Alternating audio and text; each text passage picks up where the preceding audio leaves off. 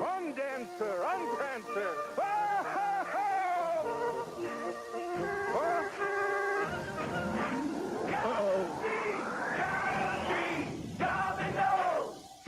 Nice deer.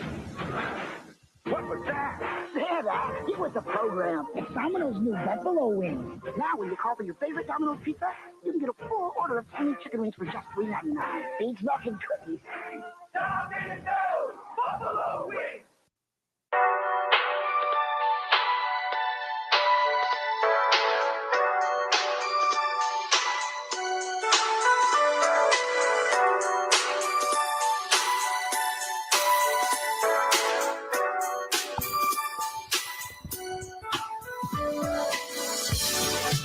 What's up, everybody?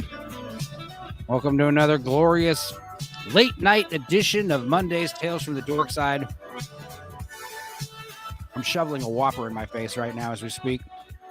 Coming hot off the trails of this Aquaman stream on Cannoli Sasquatch's channel, and also had a stream on Lance Creative, Outcast Creative's channel, talking about Napoleon starring Martin Weir. That was fun. Talk about all that, and of course, 'tis the season, baby. Cockburns, Special Reserve, and Christmas. I figured we'd get a Christmas episode out of the way this week, since next week is Godzilla Christmas special.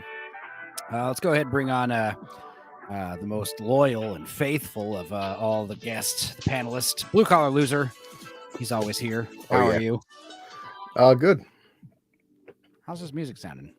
We're still live? Yeah. It's always worth a risk. And then we've got, of course, Lord of Toxicity. How are you, buddy? Man, I could just sit and watch these commercials for like ever. I love these commercials, Same. bro. I did the same thing for Halloween. You know, it's an easy mixtape to do. But anyway, yeah, Jay's here. So yeah, it's late night, so we got two empty spots. So that's good. Okay. Anyway, how are you guys doing? I'm good. Oh yeah. Yeah. I took a nap yeah, earlier, just kinda so I'm all right. confused. I'm straight. One all of the good. things that I like to do is if you look on YouTube, so David Letterman for like 25 years had the gal from Lethal Weapon who sang "Christmas Baby Please Come Home." He would always have her sing every Christmas that song, and they just kept making it a bigger and bigger production. So there's like a video where it's all of them back to back to back to back to back. It's like an hour and 40 minutes or something like that. So my wife and I will throw that on. And Nice. Well, now's the weekly advertisement where I bring up the fact that Tokyo Godfathers and Akira Kurosawa's Redbeard, those are great Christmas watching. Just throwing it out there for the 1500th time, not just to you guys, but to everybody in general. And yeah, also like Aquaman. Didn't realize that was kind of a December movie. How many movies come out around this time? Yeah. We were just talking about I saw it. Titanic, 27 years old. Is that how old? 2025, I believe. I think it came out in 98. Yeah. Titanic came out in 97, guys. Or was it Christmas 97? So it's 26. That's what it was. But Or then 36. because it came out in Christmas, but it was number one till like fucking April or some shit. I know. Don't remind. Yeah. Don't remind. Yeah. I've already beat that to death with our fucking But LA no. confidential stream. Yeah. But some people Lord like, of the Rings, though. That's a good December watching. I know. Yeah. Movies came out in Oh yeah. December. Oh yeah. Those are great to go to. It's the anniversary, isn't it? Isn't that what Drinker was talking about? It's the Yes. anniversary. Yeah, for Return of the King. I know. This is going to be a it's new thing. Drink every time the drinker's brought up. Just yeah. like prison. It's going to be the new thing. He said he put it out today. The critical drinker. Why 20 years I later saw. why we're not going to get that? And yeah. He was joking on Twitter, like, how am I get the feeling that we're never going to see a trilogy this good? And I was like, maybe because the world's ending? Yeah.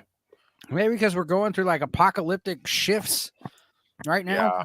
Yeah. I mean, I think we may get something comparable, but it's going to be decades before it happens again because you're going to have a huge shakeup in the current studio definitely, system and all that, and that takes time. I'd like to see a return to, like more like cool indie, Yes. Fox Searchlight or, like Blue Ruin, like those kind of like shit like that, Yeah. Horror's doing good. Horror's doing real good. Yeah. Yeah, but horror always was like fairly low budget, kind of small, the times that they do go, oh, we're really going to go big, it doesn't tend to work out so well. It does. Nah, it's I Yeah. don't think. But I think the biggest problem with trying to have like an indie renaissance at the same time as the studio, the big studios are doing their shit, is that you don't have outlets. Because if you think about like the 70s when you really had big studios getting stuck in the mud with whatever formula that they were stuck. It's a disaster movie. Let's have all the cameos. Yeah. What you had was a large number of theaters that were independently owned. So indie films could start out in like 30 or 40 small independently owned theaters. And then if they did well, they kept expanding and kept expanding. What you have now is basically two companies own all the fucking theaters. I got to tell you, man. Yeah, he's not wrong. I don't think theaters are going to be here in 5 years. I think theaters are going to be gone in 5 years, man. Yeah, I think they're going to have to. I mean, either those companies are going to have to split niche up and they'll be like cinema draft houses and like a couple they'll be like those you can go to see a drive-in at a couple places or something like that. But as far as like Regal Cinema and shit, that's dying, man. Every time what is it like when you go in there, Chris? I've been curious because I know you go all the time. What does it look like when you go in there? Because I know you go into wacky times and stuff. Yeah. But is it like mostly name, like, right? Huh? They know him by name there. Right? Oh, I bet they do. It seems like I swear, someone's cashier's dirty fucking like, hey, what's up, buddy? Why do I feel like when Chris walks in, it's like Norm from Cheers? Yeah, it's Cheers, exactly. Oh my God, this guy's here again. They're like, we got your popcorn and your Bud Light ready. Yep. Here you go. Yeah. But if they find out you're a YouTuber and do they think, and you have clout, for instance, like, some people could you imagine oh my God, it's like a restaurant reviewer. It's like, dude, what if he comes in and gives our movie a bad review? Because it doesn't matter if it's good or bad. But it's a theater. They don't give two fucks.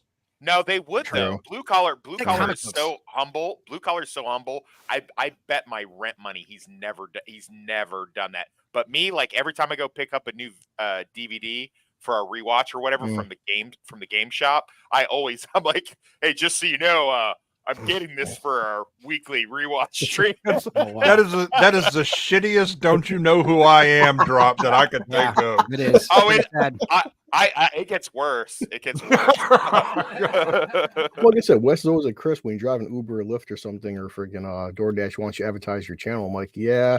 I've had some different people in my car. Like I said, the funniest one was I was a couple months ago. I was like, man, Little Mermaid's fucking crappy. Don't watch it. I pick up a woman, 2 kids in the car. Mommy, a black woman, 2 kids. I can't wait to see the Black Little Mermaid. And the woman's like, oh, how you doing, sir? Have you seen Little Mermaid? Yeah, it was fantastic. Yeah, bro. If that was my Uber, Chris, you are so much more modest than me. I would have a little TV in the back, just in a continual loop, like what Meg was going to do for Enzo, just continually playing my shit constantly, just in a loop. Although that might get you in trouble if that Ebony Alert clip pops up in the middle of certain customers are in the back. I can't wait to have a husband and wife bring him to the airport and stuff too, and you see a friggin' picture about a honey bun and hear about, or the applause, what is just running on continuous. That's problematic. All this stuff is on Blue Collar's channel, all right? I like to clarify that. Yeah. Channel's worse than mine. Oh no! I have said quite a bit on your channel as well, my friend. You're not getting away from this. Enzo adds to it. I can't wait till Enzo, when he releases his Godzilla thing, I can make a clip about my fucking my strange walking patterns, I need to see a video of you walking. That's what I was talking about. It's like I can totally see a video. Walking. I love the more Enzo, the more he learns about me. Like, man, you're fucking strange. Like we knew that from. I'm picturing like how an orangutan walks upright. Like Chris Taylor does when he walks. But how would he hold his drink though? Is the thing. I was in prison. My friend Matt, we're weightlifting. He's Chris. He's like, fuck, we got a drink. Drink. Oh God, it's prison. He's like, dude. He's like, I wish my fucking biceps were the size of your fucking calves. Holy Christ. Wow.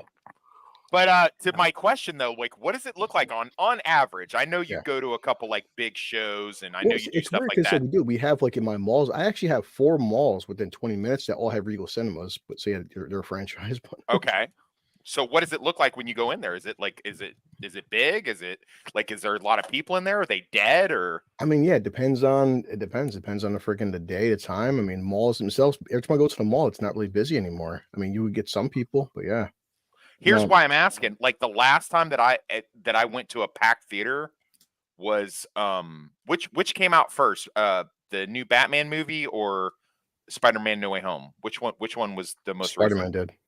Yeah. Okay, Spider-Man that was the last time that's the Batman. last time I was in a packed theater here in Kansas, in Lawrence. Same. Honestly, that's the last sold out movie I've seen the past 2 years was Spider-Man. I can't think of a single film that's been sold out since Spider-Man.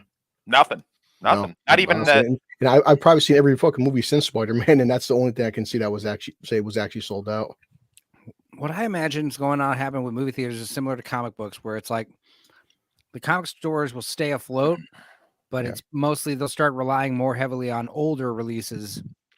That's what the comic books are doing. They rely heavier on like board games and manga and older issues that they can, that are worth something. The new issues don't sell shit. And that's the same thing with like how the movies are going to be. The new movies, like nobody's going to go see the new crap. Yeah. Right, They'd but rather the go problem see a again special is screening of Gremlins. So the comic book stores are all kind of independently owned, right? So they can afford to figure out what's going on. You can't do that when you're AMC and go, oh, I'm just going to do Raiders of the Lost Ark, in these theaters or whatever. Yeah, the because big chains are going to they have all of sure. these. Yeah. Well, the big chains are all the fucking theaters. I mean, Right, they acquired through mergers over the last couple of decades. They basically bought out all the mom and pops. He's not wrong.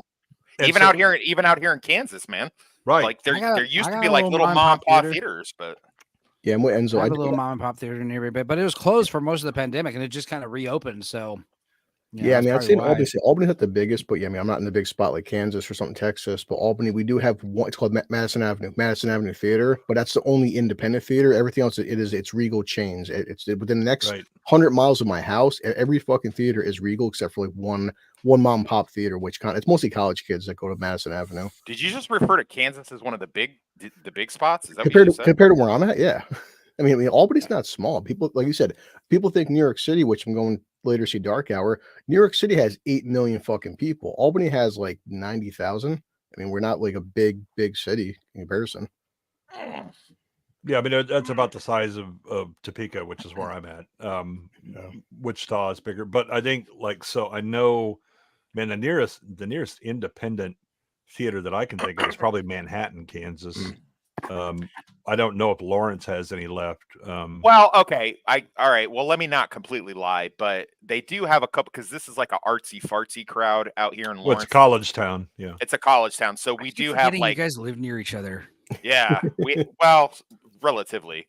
They do have like a Starlight type theater where they do like put on plays and productions and shit, and they do have like a like a Royalta type thing, but it's mostly for concerts and stuff. Mm-hmm. They don't really put like we have like a main street. It's called Mass Street or Massachusetts Street, and they have a lot of shit down there, but it's not movies and stuff. The kids don't want to do that. I don't know any college kids that go to a theater or whatever. Like, yeah, I mean, my daughter. The one down in like Aggieville that would be the place you would go see Rocky Horror.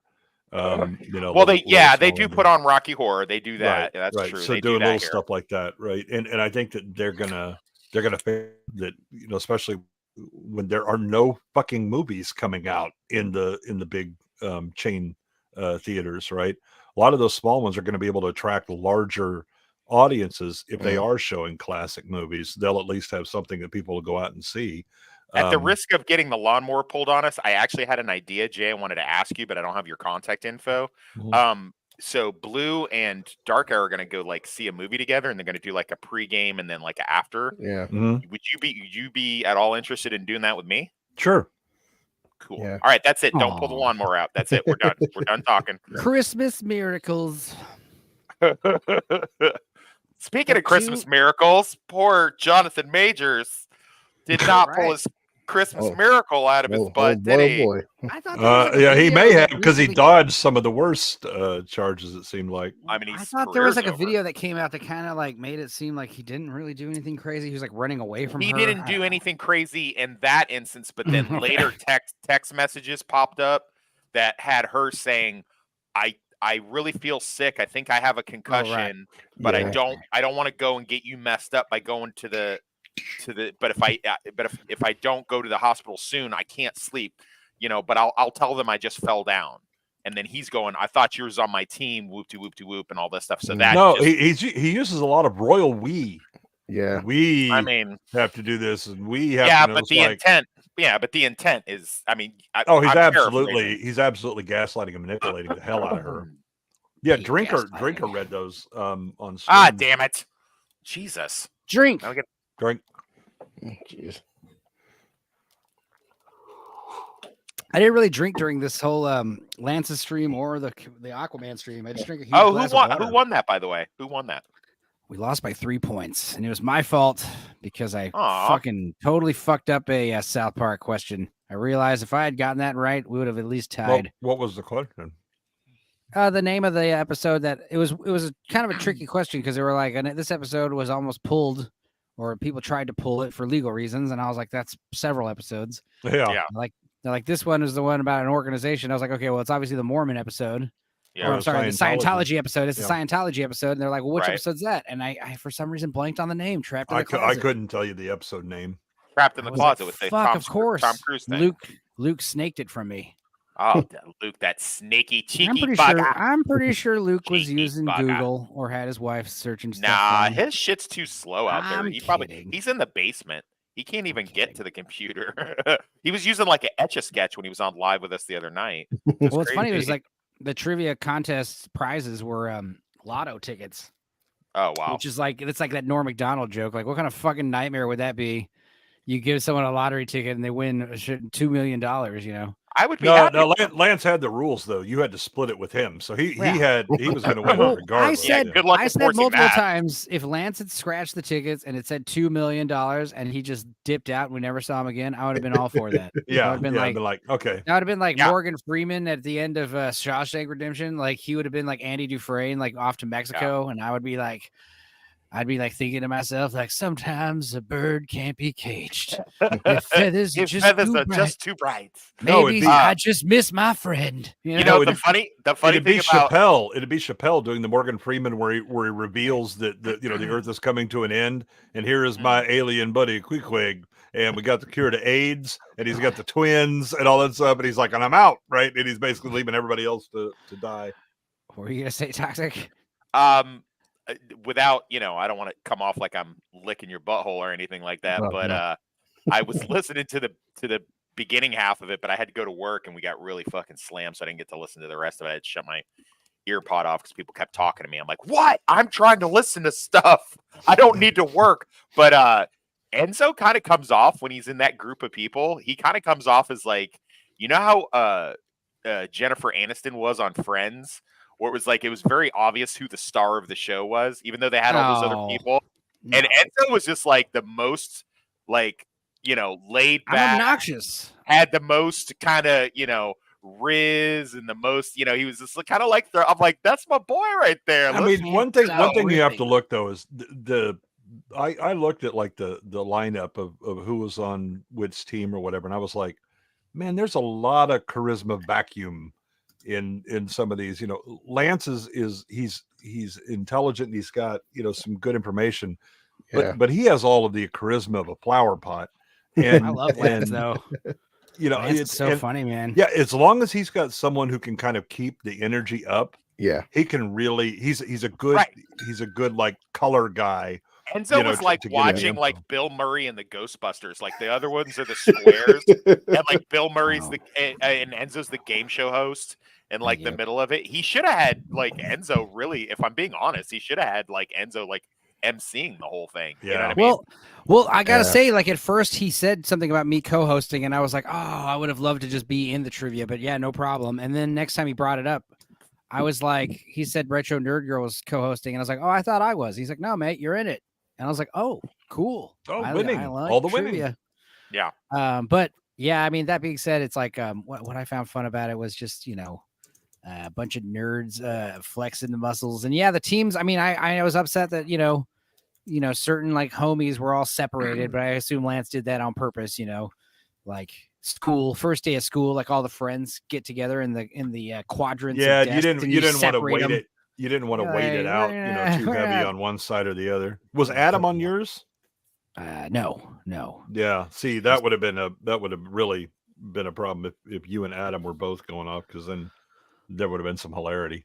Luke surprised the hell out of all of us. That's why I was joking how he cheated. He sandbags. He just sits there, like, I don't know nothing. I'm just wearing my shirt. And he's like, bam, what's up? Yul Brynner. And just be like, whoa. Like, what He's the like, hell? That's a quince. That's a quince, Billy. It's a food that starts with the letter Q. Yeah, and I was giving Wes some shit because he was like, "Oh, I'm gonna slay on trivia," and I was making fun of him because he was like claiming he didn't know what any of these Miyazaki movies were, and I was like, "Oh yeah, you're gonna smash on trivia, huh?" But then when he was asking all these questions about all these 1970s TV shows, I was like, "Dude, Wes would have probably done great on this." Yeah. Shit. I imagine Adam was cleaning up pretty well on that one too. If it was at least American stuff. It'd be like 5 or 6 questions about space, 1999. Oh yeah, 1975. Good We'd show. be like, holy Good shit! show. Oh my god, we know Yeah. nothing about this. And then he'd be like, all right, next show, fucking whatever, $6 million man. And we're like, oh god, Another great show. Another Yeah, great but show. Man from Atlantis. Oh hell yeah, I'm in. Yeah, Buck So those Rogers? What? Buck Rogers, God. To those of us 49 and Princess below, Sardala. The answer is Princess Sardala. Battlestar Galactica, the original? What? Oh yeah. Adama. What is a stuff. Cylon? What is the Did you have to answer the questions in the form of a question? Did you have to do that? Yeah, there was one thing where it was like the guy points at something and nobody knew what the hell it was. And of course, the correct answer was a Cylon. But it's like, even if I saw that, I would have been I just pulled that out of my. I actually didn't listen to the thing. Cylon was one of the correct answers to one of the questions. I wasn't How even there weird. to even hear the question. I knew the answer. Funny. Well, and not only that, but so the you remember the intro to the A-Team? Yeah. Dirk Benedict is actually like at Universal Studios, and he Yeah, looks and at he the sees the Cylon and Cylon kind of he does like the a double take. Yeah, the what? God. Yeah. God, that's such an underrated Great show. callback. Such an underrated show. Wow. I can't fly anywhere. All right, that's okay, BA. Here, drink this milk. Yeah. You better not be trying to knock me out with that crazy pool. No, I am shocked that you would say that. What? BA, we made you a healthy milkshake. Yeah. Just drink it. It's totally fine. DJ is right. Sometimes certain people, it's good to have. That's why it's good to have a panel and different personalities. It's very hard to hold something by yourself. And Lance is very analytical. Like you said, got a lot of information. Just needs some teammates. Yeah. Nothing Well, wrong and with again, that's the great. When you see, so like I always notice about EFAP, Fringy has some really good knowledge, and he kind of thinks things through and goes a little deep. But on his own, I don't think it would work so well. Rags is a bit too like acidic and snarky if it was just on his own. But Mahler complements all of them and then helps balance all that out and then feeds to each one of them, right? And that's why the team works so well, because they all kind of have that different personalities. They all bring something different to it. And as long as you have somebody who's leading it and can balance that out, then you can make it work. Look, I don't mean to name drop or anything, but I was just on a stream with Geek What and Lofty Pixels, and Lofty Pixels, man. We were having a lot of. Sound familiar to me. That sounds familiar. He's you know him. I'm sure he's definitely made he's been on a bunch of stuff. He'll be on Zaxxas again. Going against but Platoon again. I know he kind of tends to be contrarian, but this is like he's talking about Avatar, and I was like, I totally agree with you. Talk about how Avatar is better than Aquaman, and everyone was acting like that's some kind of hot take or something. I was like, no, what? the problem is that Lofty is like obsessed with Avatar as if it is the second coming, the divine revelation. Oh, bring him to me. Yeah, bring him to me. I was kind of like, I've been, I'll defer you to the Avatar 2 stream. I was in defense of Avatar 2 in light of. But for real though, is Aquaman that bad? No. It's the second best DC shit? movie, but yeah, it's still pretty again. That's like saying the best looking girl in the leper colony. I have fun watching it, but I also have fun watching Hallmark movies. So keep that in mind. But it was laughably fun. It was laughably bad and fun, and there's a lot of parts I riffed on. during the MMM stream. That was great. My favorite part, and I'll do it again, but it's so funny. It's the part at the end when the big crab monster Cthulhu Leviathan pulls out of the fucking erupts out of the ground and attacks the army, and it's like the most amazing shit you've ever seen, apparently. And Willem Dafoe's like, "Oh, the king has risen." That's all he says. That's all you need. It's like Inframan, where they come in and they tell the main scientist, the Mount Fuji is blown up and this and all this shit is going on, and he just goes, "Oh."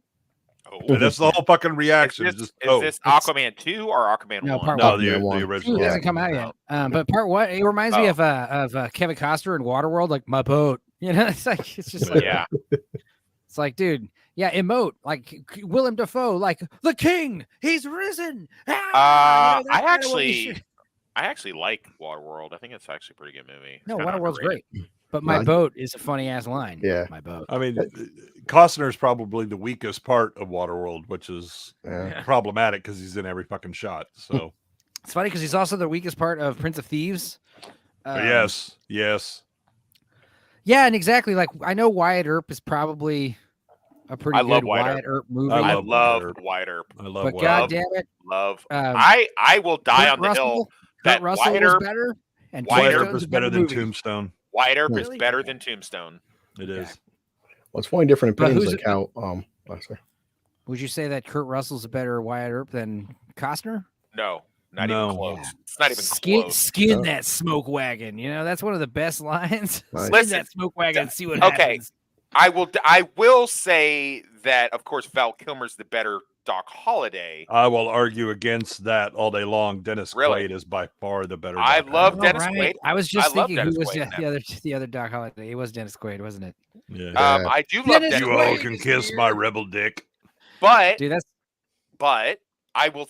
My thing is like, it's that thing that you talk about, Enzo, about where what is that term that you had for like with the movies that are like exactly like each other, came out the same year?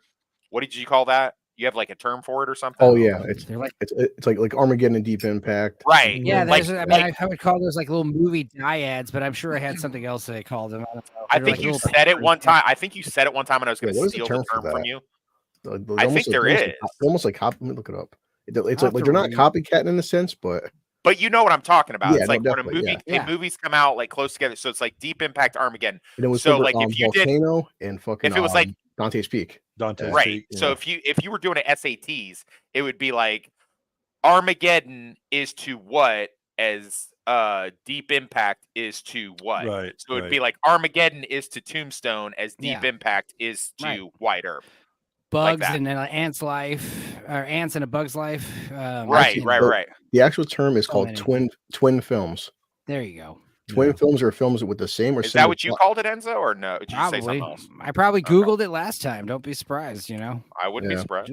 I do a lot of stuff behind the scenes. Yeah, I think there, but Wes is right that the tone, the style of the two are different. So Tombstone is the better Hollywood, slick generic, version. slick,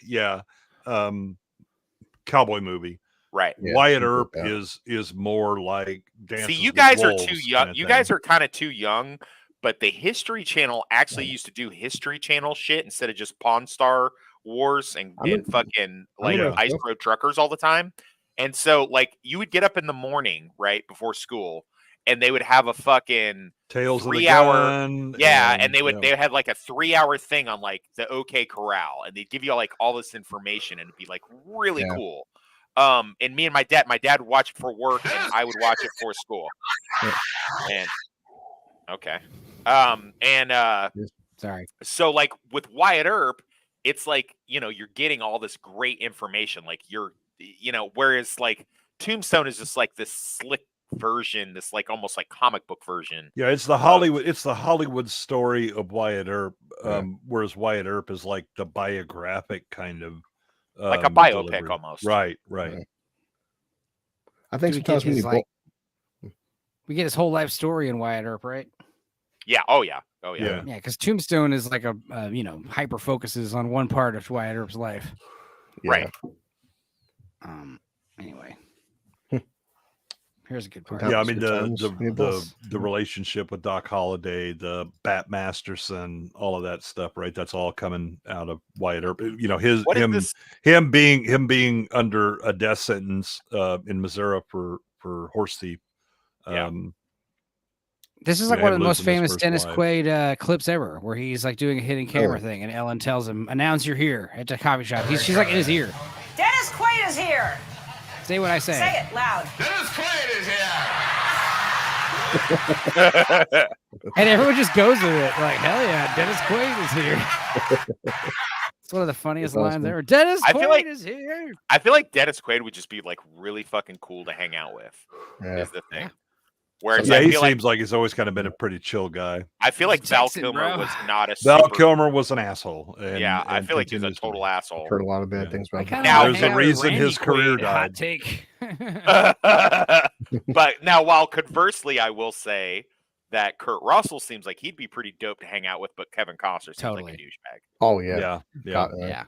Dude, you see the behind the scenes footage of Tombstone? Kurt Russell just having a fucking blast, you know, rocking his mustache. Kurt Russell just is like, bro, he's just like the most chill, down to earth dude, man. Enzo mentioned fucking Kurt Russell and all the damn fucking commentaries with him and John Carpenter. And you hear Kurt Russell's voice, a guy just sounds like just a blasting. Dude, when he laughs and he has that kind of crazy maniacal laugh of something actually, he's so great, man. Nate, well, have you ever seen The Battered Bastards of Baseball on Netflix? No, I don't have. I don't have Netflix. When Cuties didn't get pulled, I dropped Netflix. Yeah, I won't return it. It was a documentary they did about a Portland semi-pro baseball team that Kurt Russell's dad bought. Oh, sure. Okay. And they had open tryouts that they advertised as Sporting News, and so there were just hundreds of people from all over the U.S. just showed up, and Kurt Russell played on the team and was part of like the phone bank calling locals saying, hey, we got, the new sports team, the new baseball team is up and all that stuff and doing that. And they do a lot of interviews about him, but they also give you a real background about why Kurt Russell is so based in his acting beliefs. His dad was a huge character actor and like supporting guy. He was in Gunsmoke for forever or Bonanza for forever. He did all kinds of westerns Russell. Because he knew how to. Russell is Kurt Russell's dad. I didn't know that. Right. Yeah. And so he talked about his dad was a working always nepotism. actor. It's always and that idea of the working actor just kind of got instilled in Kurt. And so he just kind of goes with that same mentality. Well, Jay, what the thing I'm actually curious about? I'm glad you brought this up. What was Kurt Russell's grandfather like when you guys were in high school together? Like, was he cool? Did he play a lot of sports? Or he too young? He was like a kindergartner, was a sophomore. Right. That he used to eat a lot of paste. That was problematic. Yeah. Jay's old. Everyone. Jay's old as fuck. So are you, Wes. I'm old compared to you, but so am I. You put Jay on, and it's like, yeah. And then we bring Adam on, and I'm like, ha. We're a stream full of boomers, folks. This is I don't think you know what boomer. I don't think you know what boomer means, bro. That's not. Boomers are our parents. Boomer. You fucking jackass. You're totally a boomer. No, a boomer. No. You're thinking about baby boomer. I am not the fuck That's a boomer. True. The broad term boomer means someone who is barely not squeak into Gen X. Proficient. No, it's not. It's not a birth thing. It's like basically if you suck at technology, then you're a boomer. If you're a baby boomer, that's what. You do. He's got porn on his phone. Yeah, you should see the porn I have on my phone. I've got all kinds of stuff. All those guy and guy action scenes. Come on. Shut up. Analyst? I sent you a link if you want to come in. You weren't supposed to talk about that, Blue Collar. We keep that on the down low. Come on now. Blue is such a sycophant. He always like praises me, but then when we get around you guys, he's like, I got a dogpile on fucking Lord Toxicity. Look, he knows when he gets a chance to upgrade, he's got to take that chance, man. But I can't tell you how many times like Toxic has been asking me how to do something on the computer or other. Shut up. See, that's the true measure of someone with good intelligence is that they know, hey, I don't fucking know everything. So if I know a subject matter expert, I'm gonna fucking ask him. Just That's like if true. you needed a body disposed of, you would fucking hit me up on a burner phone.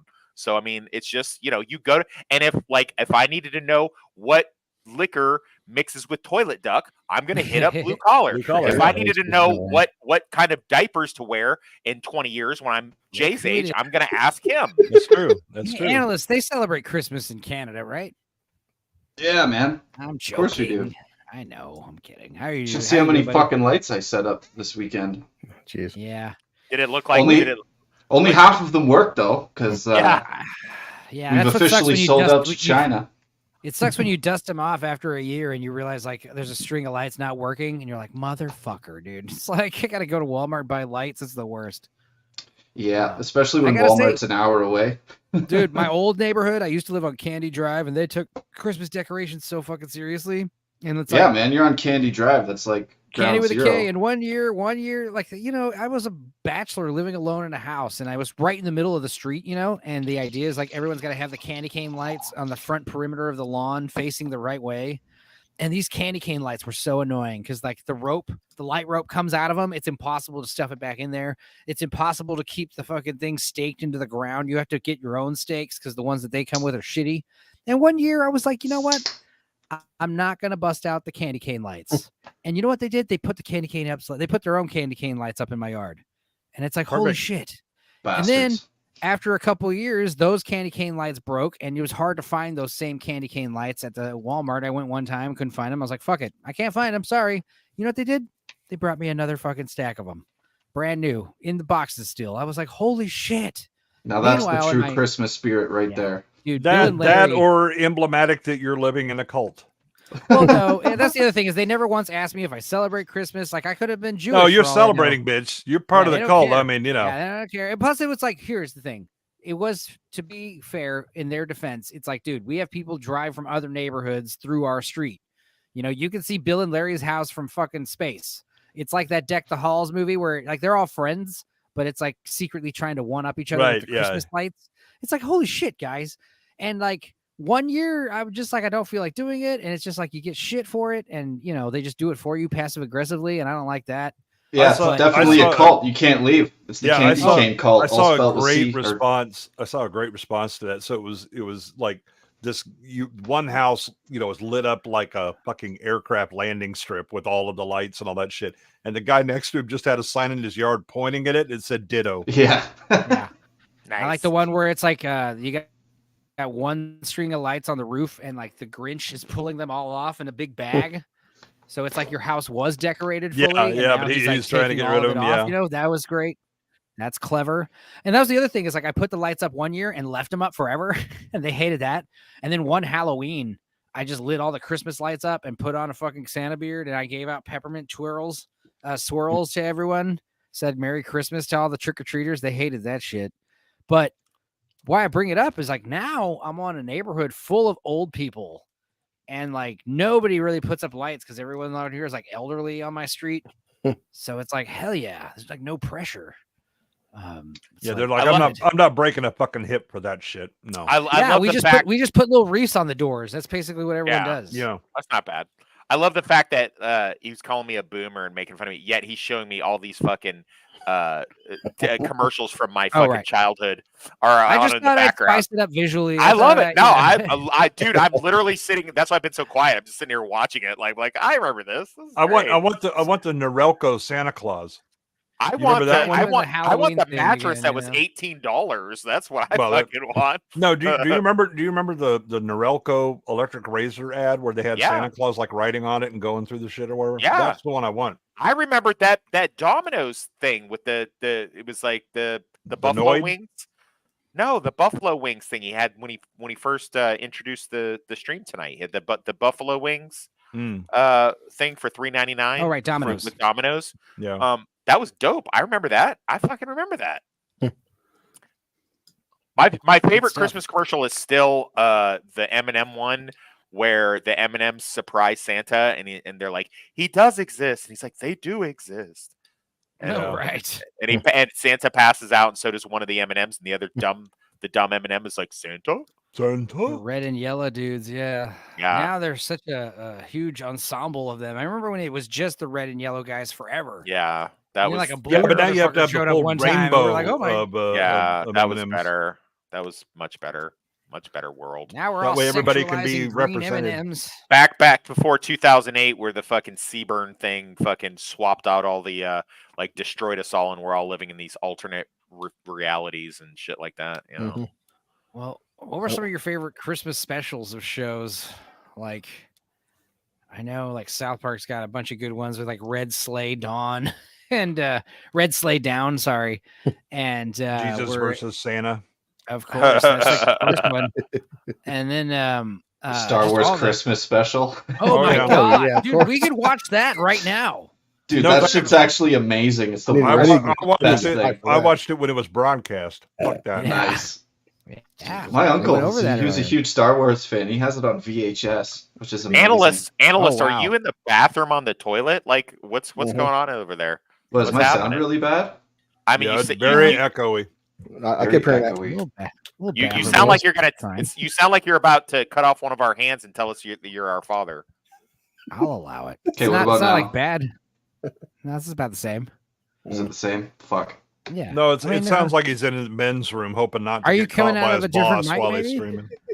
I mean, it's not like bad enough to where I said it. It's not like Luke's fucking mic the other day. Oh my Last god, week. that was funny. Also, is Richard mad at me? I'm sorry about that, dude. I think he's I- mad at both of us. To be yeah. honest with you, he's mad at both of As long as us. he doesn't hate me, I don't care. So Why? Because I said something. Oh, No, sorry. you didn't say anything. He's being a fucking vagina. All right, He's all right, fine. all right.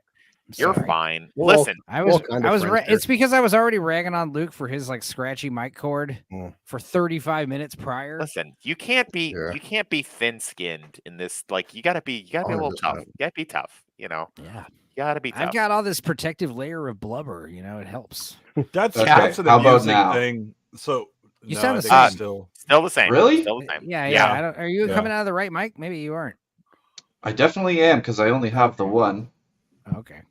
Yeah, Are it you sounds like you're in a tile shower. Well, It sounds like you're about to go toe to toe with Buzz Lightyear because It's not even bad. So don't if it can't if it To doesn't change infinity and beyond. I'm Actually, gonna try that's rejoining the pretty good stream, with see if Buzz that Lightyear. works.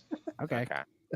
And yeah. if So it's the one same, thing don't I've worry about it. noticed that in I it's certainly generational, but also like women or whatever. So guys, if we're not like busting on each other, we probably don't like each other that much. Yeah, Right. If you're right. real polite, then That ain't is what like I had that, right? understood, but you know what? I keep finding out the hard way. Guys are becoming pussified, and they don't fuck. And I'm not calling anyone a pussy. I'm just saying, like, I mean, I will. in general, like I noticed that, like, if you give it to me, I'll usually laugh and be like, "Yeah, all right, good one, all right, good for you." Right. It's only until you say but- something 5 or 6 times that I'm like, "Hey, man, are you like upset? Like, that's like is this like actually bothering you? Because if it is, like, sorry, Yeah. No, I fuck never that. say. it's I gonna be never hard for say me to sorry. change, bro." I never say sorry ever. Yeah, but the whole busting balls thing. I mean Yeah. Sorry, that's you feel how that I way. grew. Again, that's how men interact with each other, right? It's not how are you feel. What are your feelings Right. like? Whatever. Shut the fuck up. Men insult each other to their faces and talk good about them behind their back. Right. Women Yeah. That's hype each other up in front of each Let's other hear and talk And then shit about each catty other as behind their fuck back. behind it. oh, Yeah. I mean, Yeah. recently my sister Jennifer. It's your her analyst quote talk, unquote- real quick. Okay, Analyst, say something, testing buddy. 1, 2. Is that No. better? Nope. Really? Sound the exact Yeah. same, but it's fine. You Sorry. sound like you're about to announce the kiss cam at the fucking basketball game. Now Ladies batting. and gentlemen. That sounds pretty good. Yeah. Welcome Yeah, to it is a little school Canada. intercom. Or he's going to say all Yeah, skate. tell us what's on the lunch menu at school today in the cafeteria. Yeah. Damn, we are going. We got some good ones there. I love this. This Well, is like not a you know what problem. this That's is the other like. thing. It's This like is like shit, when I dude. found out. We found out one of my cellmates drink was dating an older chick. Like he had this old chick at home. Like he was in his 20s and she was dating like a 50-year-old. And we all just started like going at him. There was like 5 of us in the dorm, and we just kept going at him with different. Like I was like, "Hey, does she have plastic on her furniture?" And another dude was like, "Did she give you Werther's Originals like after you fuck her?" and like another dude was like, "Hey, the strawberry bonbons." Did she give you $12 checks on your birthday? Yeah, amateur. Don't worry about it. Like I said, if ask Luke or Richard. Like if there was a problem with your microphone or something, I would have said something right away. I'd have been like, "Whoa!" Oh, I know. Yeah, I was recording stuff today, and it wasn't. I don't know. Maybe it's something with StreamYard. I mean, it's definitely different from. It's definitely different from what it normally sounds like. Yeah. Really? I mean, you can sometimes pull up YouTube and just listen in your headphones for like a few seconds. You get an idea. But that being said, it's like not a problem. Do you have like, YouTube on right now, like on your phone or something, or like on your TV in the? No, it's not feedback. It just sounds like you're talking. Kind of like it's like kind a of tile room. It's kind of like it's kind of like you're announcing, like you're in charge of your nephew's t-ball game, and you're announcing like who's up to bat next. Hey, that's bizarre. Next on, maybe the driver failed. I don't know. Guys, I am down to watch the Star Wars Holiday Special. Honestly, that'd be fun. I need some drugs. Hey, so Andre Brower passed away, man. Yeah. Oh, right. R.I.P. Andre Brower, dude. All the fucking badass black dudes from The Wire are dropping like flies, dude. Idris Elba better watch out. He was in Homicide. Idris. Well, he was also on The Wire, though. Idris Elba better fucking...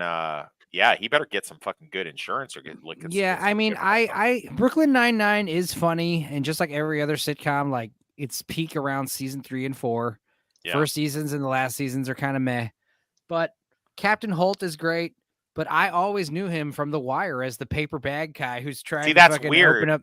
He opens up. What's the name of the town? Amsterdam. Yeah, dude, this shit's so awesome. It's weird because I always knew him from Homicide, and then Men of a Certain Age was a good show he was on. Yeah. That I really liked. But yeah, man, you're right about that season 3 thing, because it's like Community is the same way. It like peaks at season 3 as far as like comedy shows or whatever, and then like Roseanne peaked at season 3. Yeah. You know, it's just like a lot of shows. The characters get fleshed out better, and the stuff that can fly keeps flying, and the stuff that doesn't really work they pull back on. So like usually around season 3, especially with sitcoms, you know, situational comedy where every episode is a different arc. Well, yeah, Brooklyn Nine-Nine's a sitcom. Season 3 is where they start getting their stride, you know, and every time it's like even Star Trek Next Generation. I've said this before about that. Like the first one is ass. Most of these syndicated shows start on season 3 and work your way to the end. And if you like that, then go back to the 1 and 2, you know, after the fact. Yeah, there's always some outliers like South Park. That I mean, the first fucking season just started banging. I don't know if that counts. I don't know. First season of South Park, like, dude, you don't understand. That first episode aired and everyone was talking about it. Cartman got an anal probe, like the kid got an anal probe, like everyone was talking about it the next week. Everyone saw the second week. It was crazy. Yeah, that first season that was absolutely banging. But it's such that is such an outlier, you know, compared to so many where it's like, okay, there were some you know, amusing moments in the first season. They start to pick up on the things that are doing, you know, Beavis and Butthead. Well, the Simpsons. I mean, some people like the first couple seasons of the Simpsons because they're so grounded, but obviously, like once it starts getting into Wackyville, season 3, 4, 5. All the way to fucking 10 or 12, you know, it's shit's like 90s. Do you count the Tracy Ullman show as their first season or no, an independent show? No, I'm not old. No, I am. Dick. 88. That's not that. Yeah. I wasn't watching the Tracy Ullman when I was 3 years old. I'm sorry. But as far as like, the Simpsons goes, it's like, I think that's another outlier. I mean, because it's like the extent of the bad seasons. I don't think any show has that many bad seasons compared to good ones. At this point, I think the bad seasons outnumber the good ones, which is unheard of because like they had like 10 solid seasons, you know?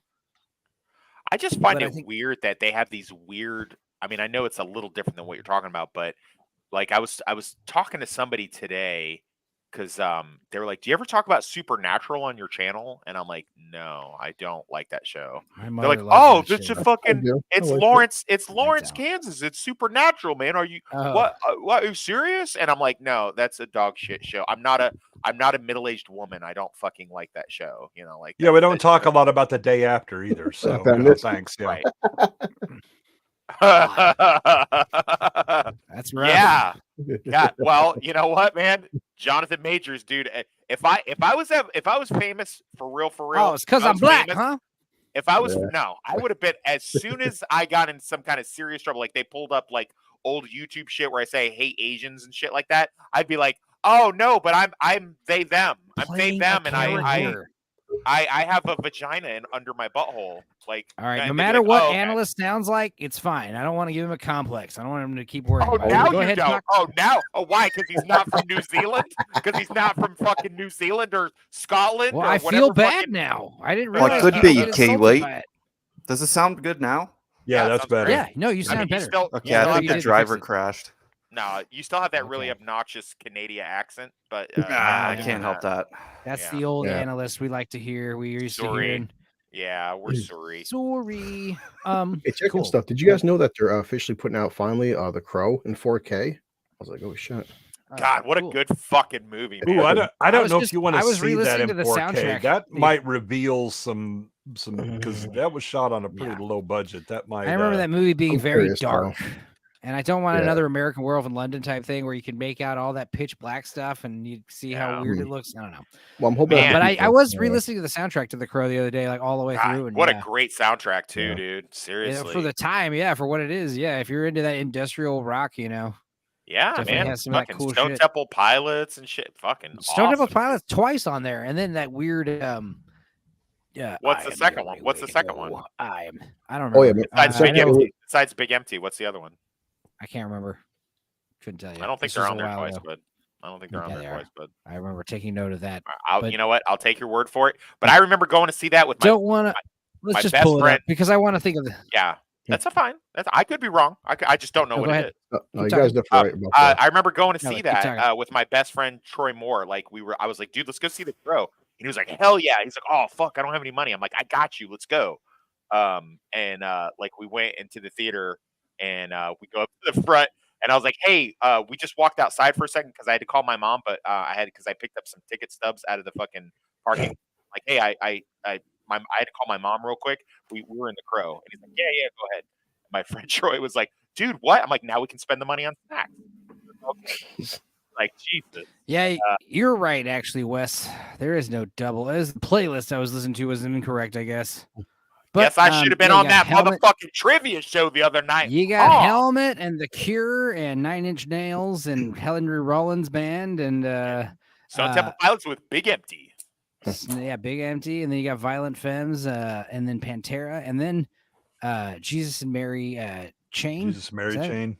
And then the one I was thinking of was After the Flesh by My Life with the whatever the weird techno song from all the trailers of that movie. Yeah. That shit was you know what's fun? You know what it's like? That movie is like we got to do a rewatch because, and I know I say that like every week, but that is like got so many unintentionally funny moments, like when Fun Boy and the Darla's dad is or no Darla, it's Darla.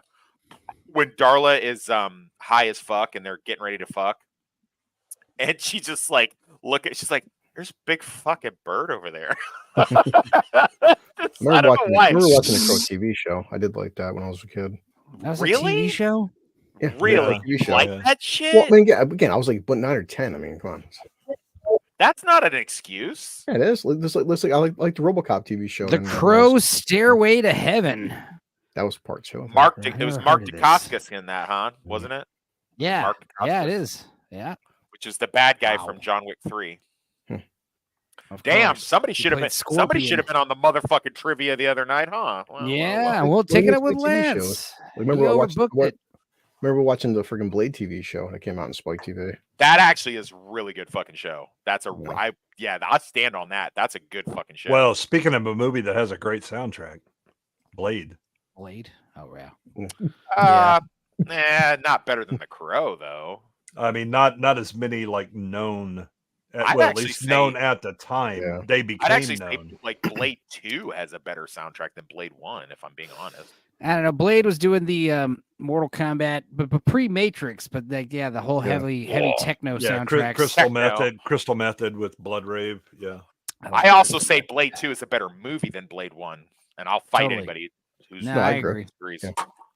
X-Men 2, Blade one. 2, Spider-Man 2. The second superhero movie is always better. Yeah, agreed. Batman '89 would like a word. Yeah. Right. That's true. Or Superman, that one's a little iffy on the Superman. I think part 2 Donner cut. Superman I think 2's Donner cut's better. I mean the Donner cut, is better. Yeah, no, I agree. Iron Man 2 Theatrical wasn't cut, better. Iron Man 2 was not better. No. Neither was I want my bed. Was Captain America 2 better? That was Winter Soldier. Yeah. But Civil War was the best one out of all the Captain America movies, obviously, right? Yeah. It's kind of like undisputed. Yeah, maybe. I debate that. I do like the first Captain America movie though. I like the first Cap. Yeah, it definitely had. I don't like this shit about like watching the Marvel movies in chronological order. That's stupid to me. Watch them in the release order. Watch them in the release order. Yeah. I think it's so much better that way. Yeah, he's making us watch it, Adam. It's not us. He put it on. No, but please do not watch like Captain America first and then fucking Captain Marvel next. It's a terrible way to go about things. Who said that? Who chronologically? That's how they take place. I think. You don't want to get down that rabbit hole because then you're right. That's why you just watch them in the order they came out in. Yeah. Iron Man first. Yeah, I mean if you do that with Indiana Jones, you'll never watch the good ones. Right. Right. Same thing with a Star Wars movie. Oh, let's start with the prequels. No, don't do that. Release order always just the release order. The way everyone else on Earth saw them. The reason they got popular and then decided, no, we'll go back and do something else. Yeah. Y'all watching doll commercials? Yeah, I mean, like I said, I just kind of putting on a random fuzzymemories.tv. Random holiday, commercials. I'm not ashamed to admit stream. Yeah, I'm not ashamed to admit that like when I'm bored, if I'm writing or if I'm just chilling, I will just put YouTube on and just put on classic commercials and just watch it because I like it. Well, you know what? We could switch it up a bit and check out a little bit of this. Your stream, you do whatever you want. Oh God! I gotta say though, my favorite part is a little cartoon they do later, and the animation for Han Solo is so fucking bad. That was a French. It was a French cartoon studio, and Luke and Han and everybody are like flamingly gay somehow. It is. I love later we'll get to Luke's like crazy makeup job in this one, like live action Luke, like when he's like repairing R2. He's got way too much mascara on. Porn. And so it's really loud. It's coming across a little too loud. Cool. I actually turned it down to 30%. So if it's still really that loud, hell yeah. Is that better? Yeah. I mean, I was struggling to hear you guys over it.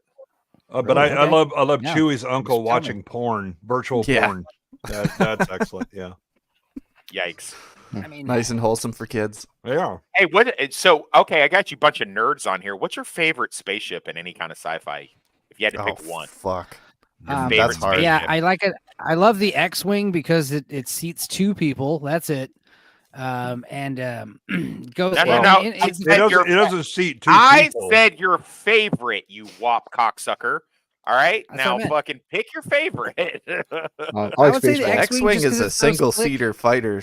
Right. And it's got a hyperdrive in it. I mean, that alone. It does. But I mean, obviously, best ship that I would want to live on, like the fucking Enterprise, dude. TNG Enterprise. It's got everything you'd ever want.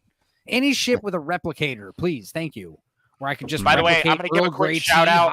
I'm going to give a quick shout out to one of my bartenders, Stacy, who heard me singing the Firefly theme to myself the other day, and she was like, I love Firefly. I wish that's my favorite spaceship. What's your favorite spaceship? And I'm like, that's a weird question for a female bartender to ask me. She's like, well I love sci-fi, and don't you guys Mr. Brown just had like about 18 I thought you were bringing it up because of Mr. Brown Alliance. They went through like a huge gauntlet, and then who won? Was it the TNG ship won? Is it? I mean, I can see the TNG ship because they have the fucking. I can't remember if it was the X-Wing or if it was. No, I don't think it was TNG. I think it was the Enterprise retrofit from the. Mine's Serenity, obviously. Serenity is mine. I mean, Serenity. She's a great ship. She's not much of a looker on the outside. But you treat her right, she'll last you every day of your life, or however that quote goes. You know what? She's got it where it counts. Well, she can pull a crazy Ivan, so she can pull a crazy Ivan. Would you rather live in a fucking station wagon or a goddamn cruise ship? I mean, Like that's basically what the Enterprise is. I don't trust a cruise ship is the thing. I don't trust a cruise ship. So it's actually a cruise ship. CREWS. Those active stabilizers fail and the generator shut off. She flips right over. So let's keep that in mind. Yeah. I trust Serenity more than I would trust the Enterprise. Yeah. And what's his name? I haven't watched this in a long time. What's this guy's name? Artie. You haven't seen this in a long time, motherfucker, dude. Yeah, well. Who is that chick? Is that fucking Lando Calrissian's King? Oh, it's Lando Calrissian's sister. Yeah, sorry. Or Cole? Natalie Cole. I blocked this out of my damn memory. Holy shit. Yeah, hey, Jay, so did George Lucas. Jay, remember on like Love Boat, anytime there'd be like a black chick that was like a guest on it, it'd be like the episode would be titled like Love for Isaac. Oh yeah, exactly. Jesus. It's like, I guess I know which member of the crew is going to be involved in this one. Yeah, we know what's happening here. Happening. A young Tori Spelling got her start on the Love Boat. A lot of people were on the fucking Love Boat. Thanks to Dad, obviously. Yeah, but that was more nepotism. Her dad's who's spelling? What's spelling? Aaron Spelling. Her father's super famous. Aaron Spelling. Thank you. I wanted to say Ian. That's not correct. Yeah, and also Lumpy, Chewbacca's freaky ass grandfather. Yeah, he's the one that watches the father-in-law. porn. I don't remember. He's a source of many nightmares. Right. Wes, what about the Rocinante? But dude, just the idea of like living on a ship with a holodeck. All right, Riker. Oh, yeah. Where everybody has to clean up the fucking holodeck after you're in it. Oh man. Oh right. No, not even that. I was literally thinking like imagine like your favorite movie, but like, experiencing it in a holodeck, So again, you're gonna have to clean that up afterwards. Like, fucking heat. Right. Oh, right. Clean up all the mess. I will say this while I went to the laundromat after work today, and I was just listening to like best speeches of Captain Picard, and I'm like, God damn, this writing was on point on that show. Yeah. I know I've beaten that to death, like in the group and everything else, but I mean, damn, dude, this dude had some, crazy good stuff on there. Changed since then. I know. Our job is to go out and what seek happens when life. you actually hire competent writers who are classically trained and have some real life experience. You guys remember that? You kind guys of like remember the original Star Trek. Yeah. You guys remember that episode of TNG when Data had to take control of the ship? Like he was put as captain, and because Riker and Picard were out of it for whatever reason, and then like Worf keeps fucking with him, and he has to dress Worf down, and he has to be like, this is unacceptable. Reprimands him privately. Yeah, and then like Worf backs speak with down. me in my commander quarters. Yeah. Yes, may I have a word, commander's chamber for a minute, because it's never a good idea to be like dressing people down, employees and subordinates in front of the other ones. Well, that's one thing Wes knows. It's like, the Star Trek, the whole premise was like they treat this like these guys, they're not like space explorers, they're also military. Yeah, they're military. And that's how you should. Right. Yeah, I mean, look at Kirk. Every time he has a problem with somebody, regardless of gender, it's listen, Mister. Yeah. Or Mr. Whoever, right? Because that's what the naval terms were, regardless of. And Wes will know that. Part of I know when we soldier with Kurt Russell, some people felt it kind of odd he would call women sir. But if you're in the military, that's a Navy thing. Calling a female officer sir, isn't that a sign of respect? Yes. No, you do it's say a rank ma'am. thing. No, you say ma'am in the Army. I don't know what I don't 100% understand the dynamics of how their military works in the universe of soldier / Blade Runner, because I know those are connected or whatever, but I don't really 100% understand that thing. But yeah, he just doesn't differentiate because he is not really, it's simplified to him for that. So yeah, I mean, I don't know how that works exactly. I do know it's a Navy thing. With the Navy, Lumpy. you're always a Mister. At least Navy for, is Mr. Yeah, right. Navy is Mr. Regardless, especially like go to like the Naval Academy and stuff like that. So I hate the Navy ranks. I never noticed Grandpa Lumpy. I never noticed Grandpa Lumpy whittled a X-wing little wooden fighter there. Yeah, I've seen this a bunch of times. Now, if you were a Wookiee, Chewie's wife Nala, would you? She looks pretty good for a Wookiee, right? Give her a 1. Yeah, that's a lot of hair on the regular. Give Nala a 1 in the chat, folks. Look, it was the 70s. You know how those bushes. Yeah, it's the 70s, so yeah, that is a thing. Let's assume you are a Wookiee, though. Yeah, she's attractive for a Wookiee. Yeah, if I'm a Wookiee, yeah, I mean, fuck it. I'm a, like if you're in Rome, do as. Hey, Wes just said he'd fuck a Wookiee. He's not one of us. Remember, I'll strike back. No, as a Yeti American, I can understand where Wes is coming from. Oh yeah, where's Cannoli, man? He's probably went to bed, but yeah, he's an actual Sasquatch, so good for him. Yikes! Yeah, that was always the joke with all of my friends, is that I was either Bigfoot or a Yeti American. A Yeti American. Yeah, because I'm 6'5". Zoology, pretty fucking hairy. God damn! God, you're 6'5". Yeah. Jesus, that's crazy.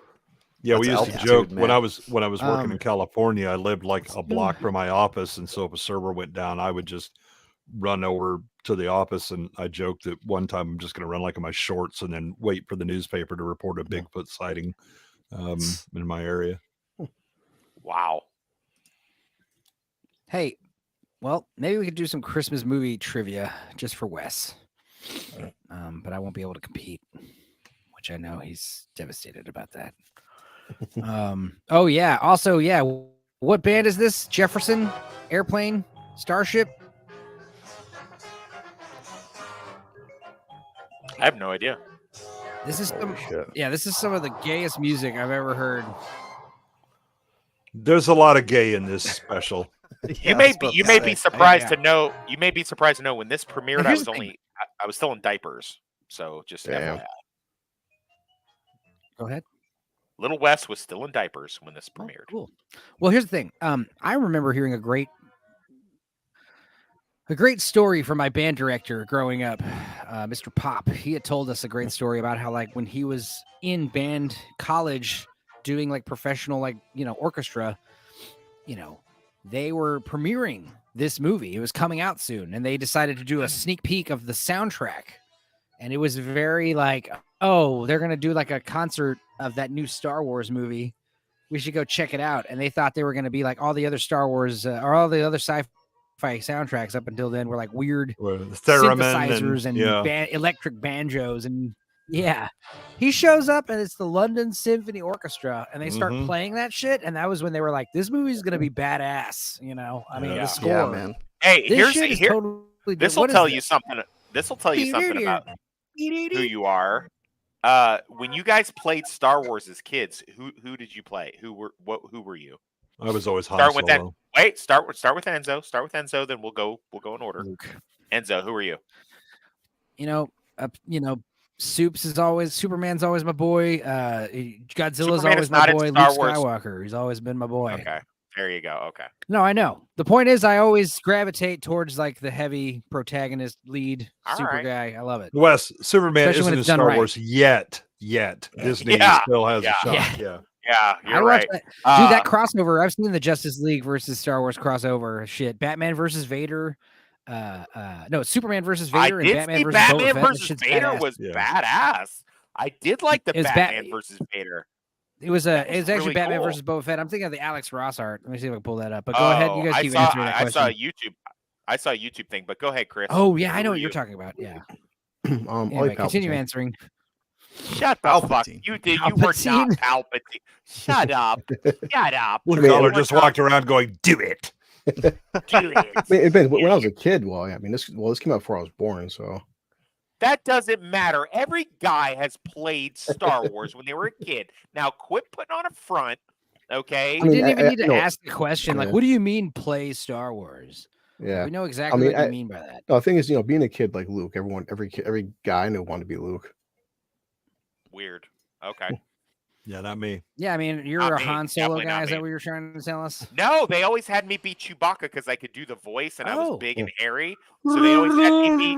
Yeah, they always had me be Chewbacca when I played. I did want to be Han Solo, but they wouldn't let me be Han Solo. They were like, no, Wes is Han Solo because he's big and he already has hair at like 8.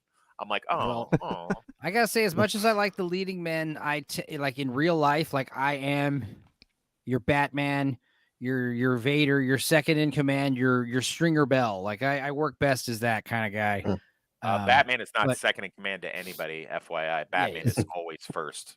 But anyway, we got this great Superman versus Vader holding the lightsaber. You know, that's pretty badass. And then fucking Boba Fett. This is why Alex Ross is king, man, dude. He's just like, I thought these are watercolors. Well, I thought you were there's the talking answer about... to my character. Oh, you're Boba Fett? Yeah, I love this helmet. Really? I thought it was so cool. So what do you think the now? Cool. Even though they didn't use them very well, but still, What do you think now? Like, yeah, with Book of Boba Fett. No, Analyst was actually Boba Fett from the Christmas special. He was that very gay French drawing where he was flamboyant, kind of flipped his wrists up. Yeah, could be. Maybe. Yeah, Boba Fett. I mean, the thing about Boba Fett is like, yeah, less is more. Same thing with like Wolverine and some of these other characters. Like they need to remain mysterious. Harley Quinn. Like I hear nowadays, less is more. I hear Boba Fett got fucked up. Fucked up his current character now because like Boba Fett toys, you couldn't keep them on the shelves, and now nobody cares about them anymore. The kids don't give a shit about Man, them. it is so bad. It's really bad. It's bad. You know what else is really bad? Miserable simp. You know what else is really bad? This music.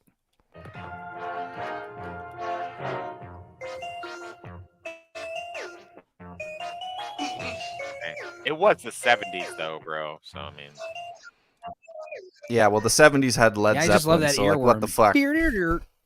Yeah, not by this time. Yeah, explain yourself. Touche. Well, Led Zeppelin stole all their music from black people from the 50s, so. Yikes. Yeah, but they actually gave credit. Oh, right. Maybe. Yikes. What's the Led Zeppelin song I like to sing? My favorite one is Levee Breaks. Yeah, that's a my good favorite one. Zeppelin song. Always has been. Fantastic drumming in that one. Yeah, Bonzo goes crazy. Just that simple beat. I think another one I like to sing is what's it? Going to California? No. What's it called? What's it called? The slow one. What are you showing us? Blue collar? Nothing? Oh, Ignore? Sorry. No, sorry. Blue collar hold it. Did Blue collar just take a hold of this thing? Oh. Oh no, I should have picture those. Oh wait, no, he's showing us something else. No, I saw that he was sharing something and I didn't know. This is what he's trying to share. You're trying to get home as fast as you can, but you start to lose the battle. I was just trying to get the air out of it. Bro. Why do I feel like the likelihood of Blue collar shitting himself as an adult is really high? Why do I feel like that's I'm not. Hey, he lives in New York. I mean, you're how hard is it to use a public restroom in New York? I don't know. Boy, I have no idea. It's very hard. I mean, it depends how much drugs you need to shoot up. Yeah. I've seen public bathrooms where I prefer just like peeing into a Gatorade bottle versus the urinals. Yeah, I'd rather shit myself than use the New York one nowadays. You're not wrong. I mean, when the last time I was there was like 2017, and then man, I could walk all over Manhattan and not have to worry about shit. Boy, did it not take long for that to reverse. Well, if you're in San Francisco, you can go wherever you want. Around downtown New York. Yeah, that's what I'm saying. It's bad. Anyway, let me turn. Damn, how long is this fucking scene? This has been going on for a it's too fucking long. All the scenes are too long. I paused it. I had it Harvey Korman doing the alien cooking show is shit. Oh my god, that's the worst part of the whole movie. That's the worst part of the special. The cooking segment. The cooking. No, there's so all bad. of it is the worst part. There's no good part. No, I like how the grandfather, I think, or uncle low-key looks like Predator. Just missing the vagina. Yeah, just mouth. hairy. Just a super hairy predator. Yeah, you're right. One ugly mother father. He's a super hairy predator. Damn. Yeah. This little guy, yeah. I don't know. The fact that you live in a tree house. Look at this high-tech computer that he stole from the fucking Antarctica fucking base in the thing. Cheating bitch. All right. No, that's one like thing I Apple, love about, like, for Apple instance, II.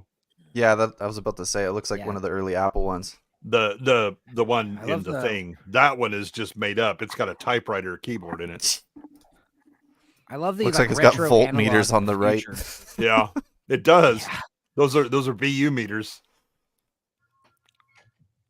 It needs to, like, it can't even plug directly into an outlet. It needs to plug into, like, some kind of ballast before you plug it into an outlet. Yeah. You know? I keep getting these advertisements on like about people like needing like technicians and or security people at like Antarctica bases and shit. And I'm like really tempted to do. That's a real gig, man. I know people that I have done it.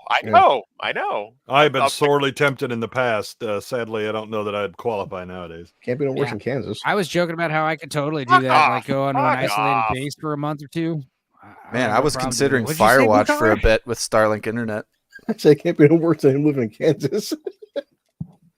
Dude, eat a dick. Kansas is awesome, actually. Maybe.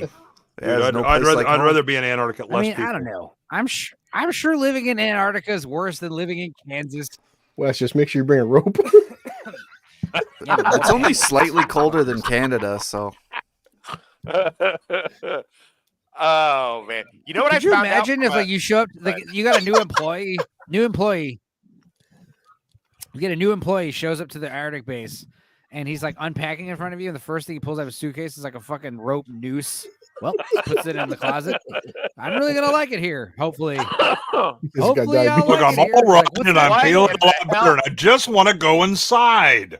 Who is this? Who is this transgender fucking Luke Skywalker? Yeah. Why is he wearing Well, we were eyeliners? talking My about question. Mark Hamill That's had actually just had his- Stupenzo playing Luke as a kid.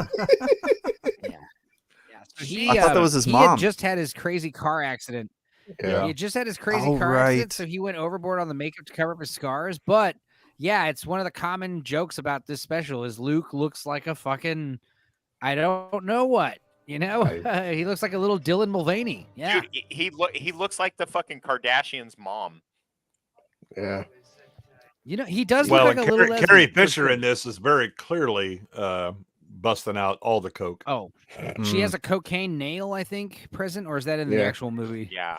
Big Yeah. It's also in the movies, but Can I just sidebar on Carrie is I love the fact that in when Harry met Sally, when they're talking about like they're trying to set Sally up with people, and she has like a Rolodex with like just random dudes things, and she like pulls, she's like, "Oh, talk to John Smith," and they're like, "Oh no, honey, he's married now," but she doesn't throw the card away; she just folds the corner of it a little bit. Yeah, yeah. I think it's fucking hilarious. Oh Save it for man. later. Yeah. Dear God. Even Chewbacca doesn't look right in this. Yeah, enjoy Life Die. That's Nala. That's Chewbacca's wife. Was it? Um, Dude, But yeah. Mark Hamill has less makeup on here R2, than you if you did like clumsy a live action idiot. Joker. Jesus. I remember Especially realizing you, that you that little Joker useless was Mark shithead. Hamill as a kid. It blew my mind a little bit. I was like, Yeah. wow, Yeah. what? Really? See, the funny thing about that, they had a Flash TV show in 1990, Yeah, and he played the Trickster. Yep. And so, like, remember. it was like 2 years later when they did Batman animated series. I'm like, it's fucking Mark Hamill again. You know, I he love came that back. series He as a came back kid. for It the was so good. CW Flash, which he was in one episode, but it was pretty good. I mean, he aged well. God, that was man. He see, did the voice work also for the Arkham video game Oh, yeah. series, right? Yeah, he did. Yeah. Yeah. No, he I did recently most bought- of I'm the also games. very good. He's the Joker Yeah. in Injustice and Yeah. all that stuff. I literally have a Xbox 360 over here, and I have the Arkham game sitting on my desk. But I guess he's retired as Joker now, right? Because Kevin Nah, Conroy for died, real? and he said no. I mean, he says that, Yeah. but again, money. So- Yeah. But no, Yeah, you give him enough money. Yeah. I mean, shit, he went to You know these Last goddamn Jedi. actors, they got no fucking morals, they got no loyalty. They'll Well, do more all kinds importantly, of he was- disparaging acts just for a paycheck. He was in Wing Commander, and there Yes. were actual live shots of him in that. Yeah. You know what I love I Mark recently Hamill in? found The out- Guyver. yeah. Kevin he's on the Conroy cover was of the in, movie too. They make it seem like he's the fucking. yeah, Is there really. like a delay or something? With who? With the I was show gonna say, or with like, yeah, I don't. Someone.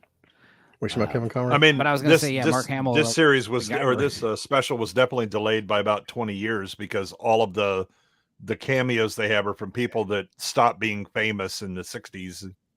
Yikes. No, this is one of those examples of like, I'm kind of sad that there's no commercials in this version. I do like the version better where they have the commercials. But that being said, like this is a classic example of like blowing your load too soon with the lightning in a bottle. Star Wars just came out like the year prior, and it's like, oh, let's do something. That's like, or maybe it only came out a few months prior. Well, they could have made something that was less it came dog out in shit. 77. This was 78. Okay. Yeah. Okay. But what were you saying, Amateur? I said, well, they could have made something not dog shit, and it probably would have been fine. Right. It just feels very corporate, like they just rushed a bunch of shit together. And well, so there's some pretty interesting backstory on the special. The cocaine. So I believe I'm pretty sure it was a Canadian production company that was supposed to do this, and yeah, we're pretty bad. They kept waiting for guidance, and then it wasn't coming, and then whoever was originally involved like dropped the fuck out, and then they had to slam all this shit together in like zero time. Yeah, that makes sense. It didn't have much budget left, so it was basically Art Carney, because he's related to Star Wars in some way. Harvey Korman, sure. I don't know any of these people. This guy was in the Honeymooners. Yeah. Honeymooners. What's his name from Blazing Saddles? You just said Harvey his name, Korman. Harvey Korman. Yeah, in the Carol Burnett show. Okay. The original Firestarter. He does the worst segment of the entire special. Also, like, the this woman special's from like Maude. boring. Oh, right. Also, did the Empire allow mustaches? There's kind of a world building break there. Yeah. He's like, I can't shave my stash, bro.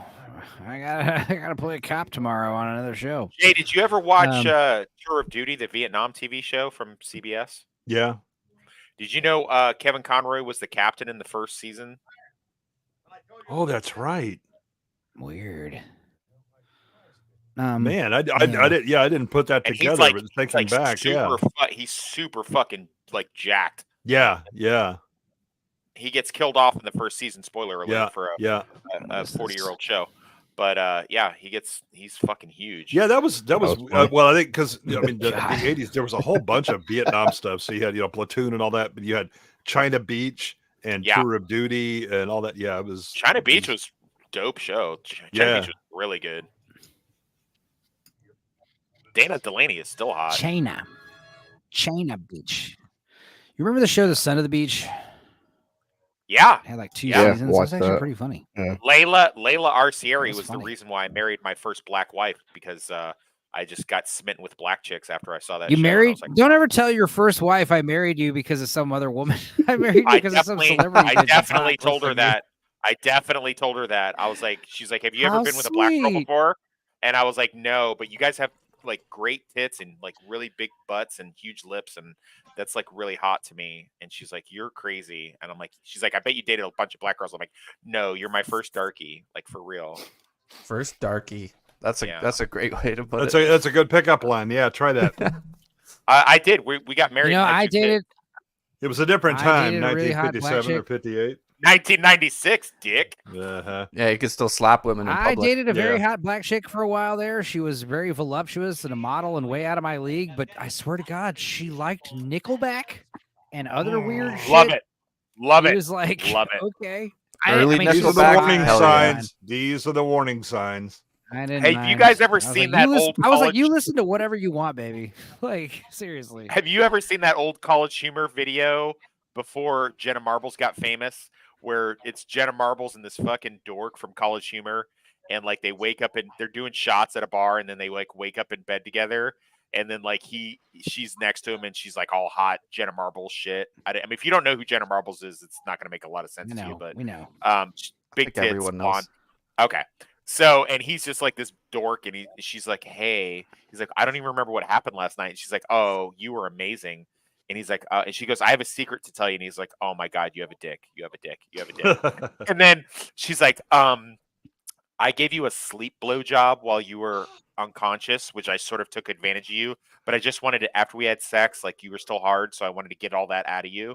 And he's like, no, that's fine. That's fine. It's all good. And she's like, oh, okay, cool. Oh, hey, I have something else I got to tell you too, since we're being honest. And he's like, oh God, you have crabs. I have all the crabs. I have crabs now. She's like, my dad is Michael Bay. And I saw that you have a SAG card. So I wanted to see if you wanted to be in his movie. And he's like, yeah, no, that's great. And then she's like, okay, cool. And she goes to get up and she's like, oh, she turns around. She's like, oh, one more thing. He goes, oh, fuck, this is it. You got a boyfriend. He's going to come kill me. And she's like, I have this best friend and she has like fake boobs like mine, which I wasn't honest with you about, but like we like to have threesomes. And he's like, yeah, no, I'll do that with you if that's what you want. It's like, okay, great. Well, I made you breakfast and you can call me or just come over and bang me or like whatever. And he's like, yeah, no, fine, cool. And then like when she goes to like she bends over to get her pants on, she has like a Nickelback tattoo on her lower back, and he's like, he looks at the camera and is like, not worth it. I was like, dude.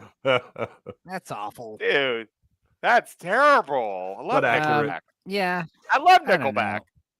I had a girlfriend that didn't like I Pink take Floyd, back the was fact end of that I'll go to a movie with you now. Oh, yikes. I mean, here's do the the thing. popcorn like, trick. not liking stoner Yeah. music like Pink Floyd. It's like, Dude, you like Nickelback. There's nothing to put in the popcorn tub. No, I have a, it's going in the popcorn tub for sure. I'll be like, can I get a small popcorn and an extra butter? And a hazmat outfit.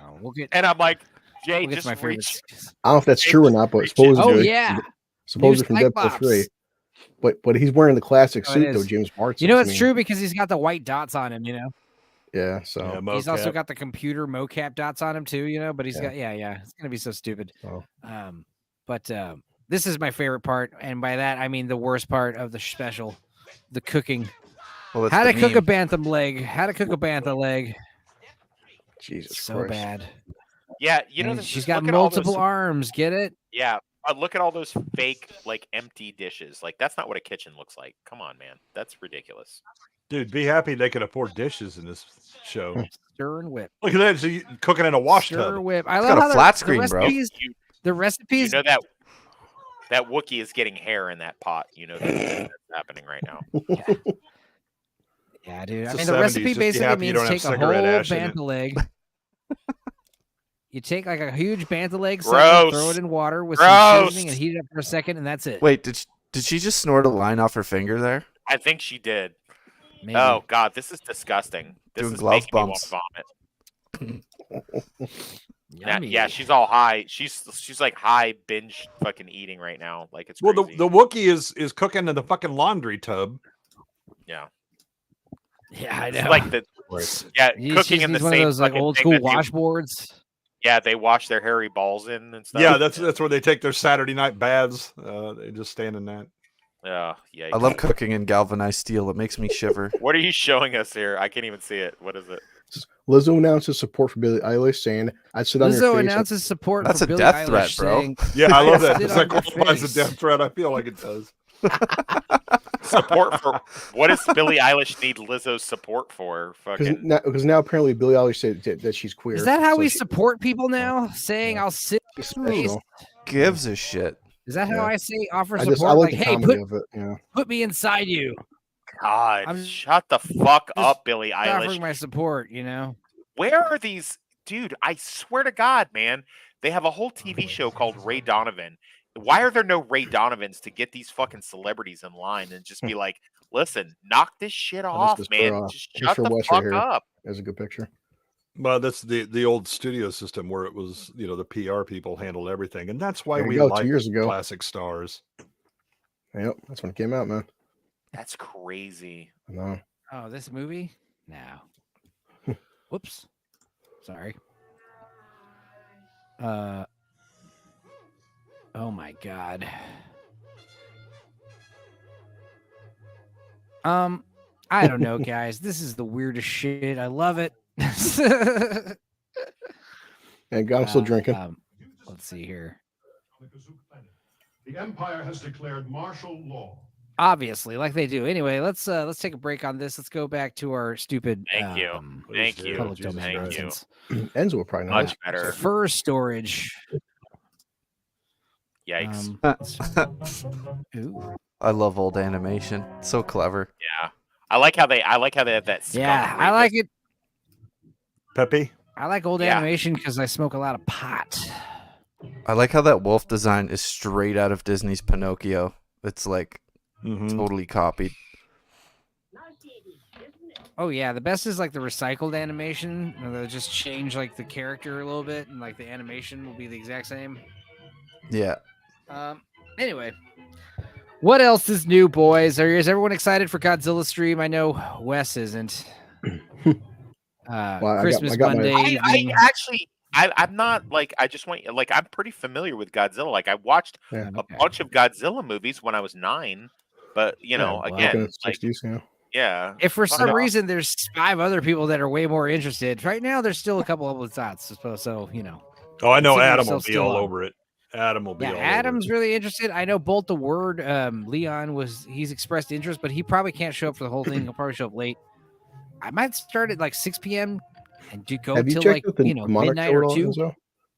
No, that's the other thing. I'm gonna try to burn through that last.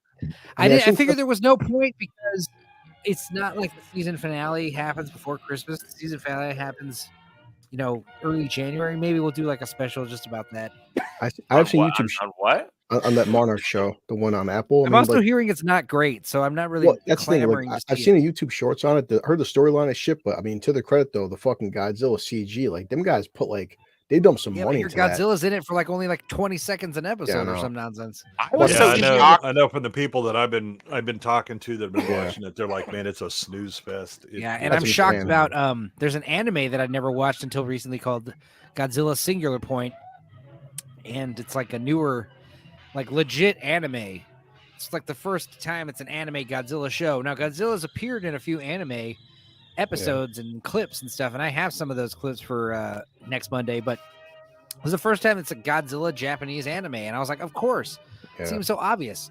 Well, Godzilla's I feel like you're just a missed opportunity for this holiday season to not have like a marathon of Hallmark Christmas movies and then have like a fucking drink every time one of these cliche things happen. Like I could get behind that a lot more. I floated the idea, and Meg like basically almost broke up with me when I said that. She was like, "Do not do that." That's fair. October was such a fucking nightmare. I'm not gonna get you broken up, but I mean, I'm just saying like that. Right, like every time it's a businesswoman who's so haggard from her thing, and she's got a big proposal that she has to come up with, but she goes back to her hometown. And maybe next year we'll do Yule Tube instead of Schlocktober, I'm just happy I'm not in jail this fucking Christmas like I was last year. There's still time. It was tomorrow last year that I went to jail. We had a stream planned, and like I was just like I just dropped off the map because I was in jail, and like Dark Hour was like hitting up all my Facebook friends like, hey, is Wes okay? Like he didn't like unalive himself because of the holidays or some shit. Because last time we talked to him, he was like, hey, did you? Fuck off. Wow. What a dick. It's been a year since you guys started your streaming shows. Yeah. Well, Chris is still loyal to me, you loyal son of a bitch. Chris is like my herpes. I just can't get rid of him. It's the other way around, Wes. Trust me. Oh, is it? The blue collar's like, yeah, I had a flare up of Wes recently. Oh, toxic blue collar's loyalty would be tested when Drinker finally gives him the ultimatum, like, yo, man, I don't know who this Wes guy is. Yeah, he's dropping me in a heartbeat. You're gonna need to like distance yourself from that. He's like Lord of Toxicity. Who? Yeah, who? We'll see how hungry. We'll see how loyal a hungry dog really is. he's like, what? Tell me what I must do, master. He's like, Lord. Also, I brought up Drinker. Drink. Hey, I brought up Shit. Fuck yeah. Fuck. Also, you brought up prison. Drink. I mean, I was jailed. Is that the It's the same? same Or? thing. Same thing, definitely. It's the wrong side of the law. That kind of, you got caught. Well, jail's more boring now. That's most of my life, buddy. That's most of my life. If we brought up a time you were in police captivity, that's what would count. Shit. Oh, that's all right. I better watch what I say. The analyst is just going to be drinking continuously. He's in Canada. Yeah, I've been arrested, but I've never been to prison. And it's a police state, so you're all good. It's definitely. So oh man. Trudeau's way or the Trudeau. Yeah. Trudeau. Hey, we are not gonna tolerate any racist propaganda here, except when I do blackface. Then it's okay. He thinks he's so special because he can speak Le France. Français. Yes. Français. There you go. Oui, monsieur. Français. There you go. That's all I got. It's all vowels. It's super hard to say. Yeah. I remember the part in Home Alone 2. Maybe I could play that little part. But yeah, hearing that dude go off in French. It's like, did you ever guys watch that, about 3 years ago, Honest Trailers did the fucking whole so thick and custardy, the words. Yeah. Did you ever watch the Honest Trailers where they did the fucking whole honest realism where every time fucking Marvin they would have died? I fucking love that. Oh right, dude, the brick scene. Brick scene. If you play that, that's the funniest. Like, the Honest Trailers breakdown, like actual deaths, like how many times those two would have been killed in both movies. It's fucking hilarious. Like, damn, 1992. 1992 Mattel. Hey, going down the line, how old were you in 1992? Go. I mean, 10. 7. 22. -2. Jesus Christ. 15. 15. Jesus. All right. And by Christmas, I already had a kid. Yikes. Jesus Christ. I mean, look at those phones, man. Jesus. Now, fucking Oprah on a 9-inch TV. Let's go. So she's still like that's 20, the only way she loses weight. Yeah, she's still like 20-something years away from killing all those fucking Hawaiians. That's back when she was actually a journalist or something. No, she was never a journalist. Nah, she was never a journalist. How would you describe these words, like this accent, this French dialect, like in an adjective? So, have you ever been to Florida? Où c'est-il ça? Moi, je viens de la France, je suis un touriste ici. C'est la première fois que je viens en Amérique. Tu peux me dire, toi, un peu, s'il y a un bon restaurant? Seulement, peut-être tes parents, ils connaissent une bonne place. Pourquoi? Damn. I would describe it as actually French, not French Canadian. I would just that's like French, and it's very slow. Yeah. They don't talk like that. Custardy. That's like the word I would think of. Like the way the word, like French itself, comes out of a dude's mouth. There's something weird about it. Like German is like a harsh, like almost like coughing or sneezing. It's guttural. It's guttural. This is German like is guttural. so Try like, Dutch, man. It's like mayonnaise in the mouth is how I describe this. The thing is, he's not moving his shoulders enough to be properly French. Yeah, when they talk, the shoulders always go up and they down, and it's all that. There's a whole body rhythm to it, kind of like Italian. They do the same thing with like they put all their fingers together and wave it at you. Yeah, the French do that a lot. Jack Reacher's half French. Oh my god! I think you would know that. He is. He's half French. His mom's a French immigrant, married a Marine. Yeah, I think there's a great scene in Patton when his aide de camp comes up and says something to him in French, and Patton then starts talking in French, and his whole body posture changes. His shoulders lift up, his arms kind of come in, and he starts using his hands while he's talking or whatever. It's really accurate. Oh my god, that's so ear deafening. Sorry. Really this loud. Is the scene. Yeah. The brick to the face. Yeah, you'd be dead. Come on, Marv, get up. You don't have any more bricks. He's at it. Nobody throws bricks at me and gets away with it. Come on, Marv, get up. You go this way, I'm going to the back.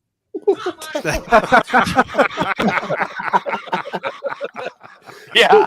Damn. Have you guys ever heard the theory that he grows up to become Jigsaw? Yeah, that makes perfect sense. Oh man, I want to play a game.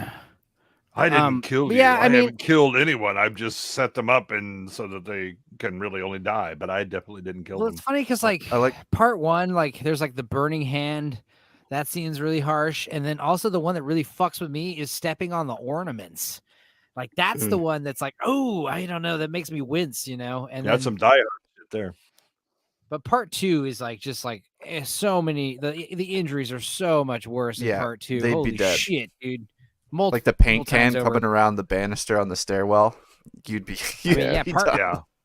So part one, they had the paint cans, which are already, that would knock your teeth out. But part two, like it's a giant fucking like sewer pipe. That isn't part like, one, isn't it? holy Christ. It's like the Family Guy bit with the competent burglars, and they just shoot them. Yeah, dude, lighting the dude. They're like, hey, watch out for that stuff that's on the floor over there. Oh my god, that might have been mildly. Hey, yeah, careful. The doorknob's hot. Yeah, you better not hold on to it for a long period of time.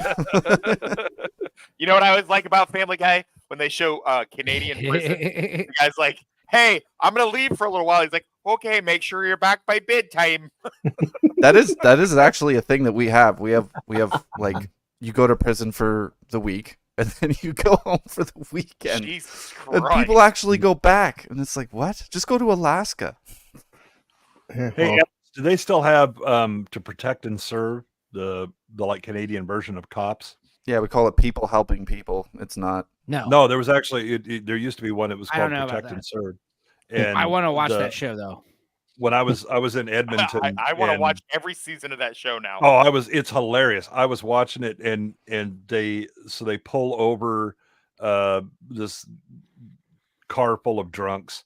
And he's like, so you've been drinking? Oh, yeah, you betcha, and all that. And so he decides, I'll just drive behind you. I'm going to suspend your license for the night, but I'm going to drive behind you, and you can drive home, and then it'll be fine. And then tomorrow you go. And I'm like, what the fuck? And then the other one was, there was a guy that was like holding hostages in a convenience store.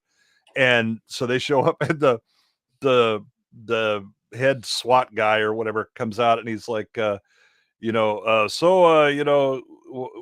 going on here? Oh, take off, he's struck up and this and that, whatever. And he eventually goes, so you probably ought to come out and let those people go.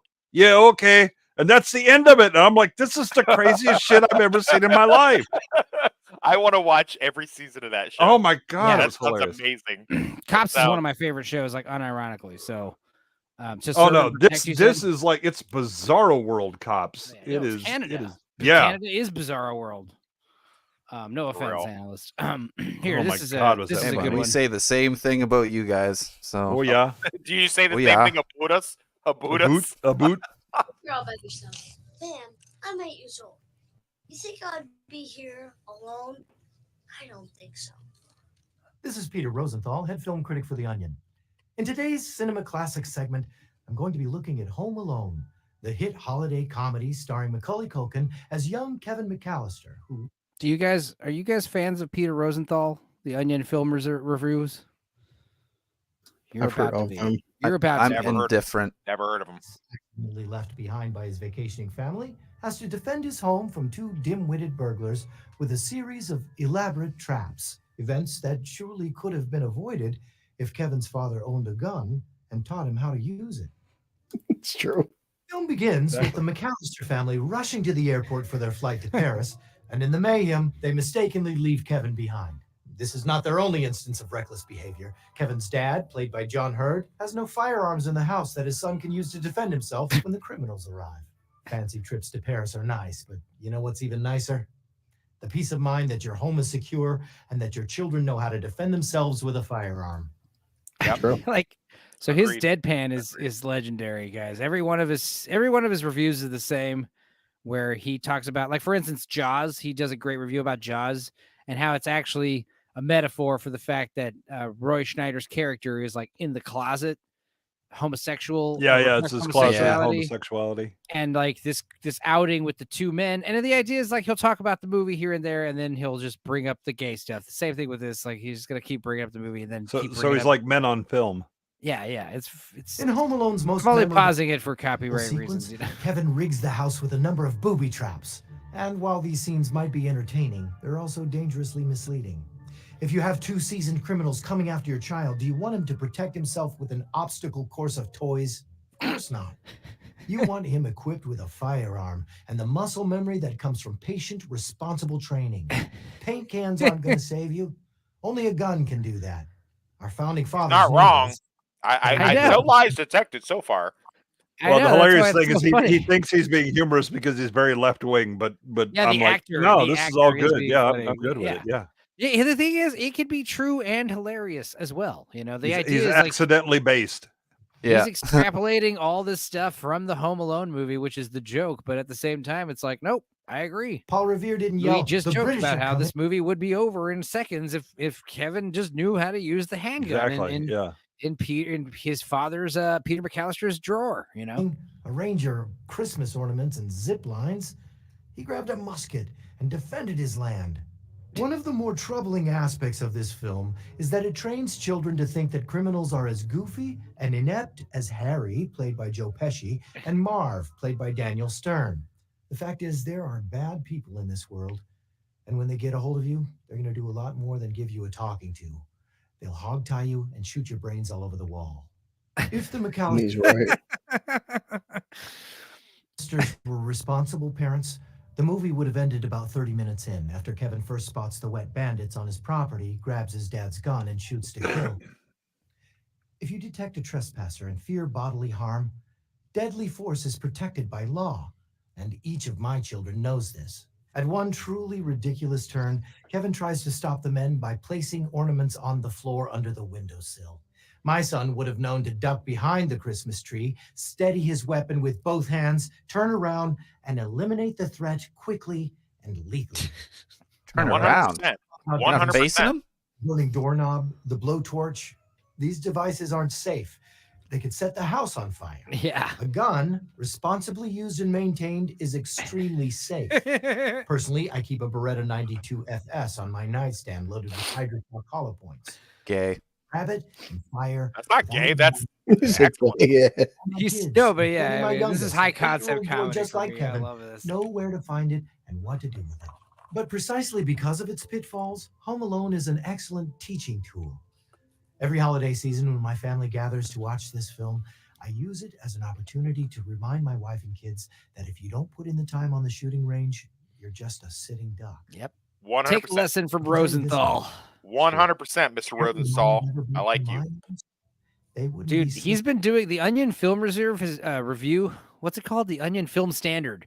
That has been a thing for 10 years, and they're still going, which I just realized. And it's like, dude, this guy is so fucking funny on some of these, dude. There's definitely different tone. I'm sure it's heavily left wing, obviously, but I don't know. There's so many stuff I hear on some of these older episodes that are just like legendary reviews. I like a lot of stuff. It's not like leftist left wing, but like it's like left wing satire. But it's kind of like that movie. They're actually left wing. What they're trying to do is satirize the right wing. But that's how they make fun of people. Good. They just make fun of people by her right head.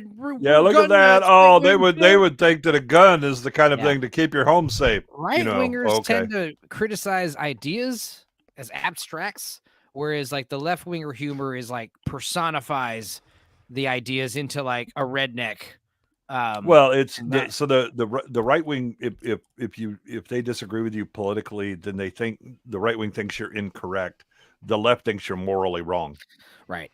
Well, what's funny is I have mixed feelings about that new Civil War movie coming out, and it's like the poor timing. Obviously, like it's obviously on purpose to release it the election year, but also all the stuff about like it has to be realistic. It has California and Texas joining together. I think what they're saying is like the rural parts of California take over the cities and like execute all the liberals. I think it's going to be like liberal, like oppression fantasy porn, because first of all, the thing is Nick Offerman, as much as I love, his character that he plays, like he's super fucking left wing. And if he wouldn't be involved in the project unless, it was shitting all over the Trumpers, I think the jury's still out on this because I'll tell you this. I can still remember The Hunt being considered like this ultra right-wing movie, and it's really not. It's actually subversive. It's like a subversive, like it takes the and it was piss out of good. both sides, and it's a fucking great movie. It was fun as hell. I liked it. And anything, I wish Dennis Reynolds got more work. Glenn Howerton. Yeah. They actually delayed that. They delayed that movie because they were like, "Oh no, this is so anti-Trump." And I remember. There's nothing about anti-Trump in that fucking movie at all. It's more, just politically divisive films. But the idea is like you play it center like The Hunt did, and you please everybody. I know everyone likes that movie. I don't know people who that movie's not politically. I've never heard a person say they don't like The Hunt. Right. You know what the problem is? It's all behind the scenes shit. Like The Boys, I like Homelander, but then Anthony Starr's like, oh yeah, guys, I play Homelander because I'm trying to imitate Trump. It's like, dude, what? Yeah, but again, it's a common thing where like they did the same thing with the other character. I don't watch The Boys, but it's like the Captain America guy. Yeah, Soldier Boy. Like, yeah, the idea is these left wingers write their like parody idea of what this character or this thing should be like, and then it ends up just connecting with people on a fucking human level, and we all like it. They end up accidentally based. Right. And it's like it's Colbert the same thing with Starship Troopers. Yeah, like accidentally writing a fucking military utopia society. The idea is Colbert and dude, fucking John Oliver. I don't like him. And these talk show formulas of like, basically shorthand what's happening, like summarize briefly, then stupid joke, laugh track, and then it just kind of programs in everyone's head like everything I just heard was ridiculous. Here, and it's like, dude, no. The only one I could tolerate was Craig Ferguson. I think Craig Ferguson was good. He was pretty good, yeah. Yeah. I didn't mind Conan. No, Conan's the G, man. Conan. The reason why they squeezed him out is because he seems so apolitical. Yeah. Right. Well, he was much more like politics. Carson. Right. Exactly. He was like Carson, where it was I'll just essentially all politicians are criminals and we will mock them mercilessly because we're the common people, right? He was just a comedian who was really good at hosting. TV, right. I always found late night TV cringe. Anytime I was laughing at something from late night TV, it was Conan. Anytime. It's like most late night TV stuff, I don't care. Even all the way back to like Jay Leno and Conan and the other guy, David Letterman. Like, I just didn't care about that shit. It was but you grew up at the time where they'd already kind of jumped the shark. I mean, Leno was pablum. I mean, Letterman stopped being funny because he started huffing his own farts. Arsenio was pretty awesome. I'm not gonna lie. Pre-internet, 80s, 90s, 70s, like, yeah, we fucking needed those late night shows to understand what the hell's going on and to kind of laugh about things. But now there's like a million goddamn, what are we doing right now on YouTube? It's like so many people just like outlets, to do this kind of stuff. Like, that's the thing is like, it's a double-edged sword because like, A, we're not being programmed and watching the same crap, but B, it's like, it's going to get harder and harder to like relate with people with what we're watching and listening to, especially music. It's so hard.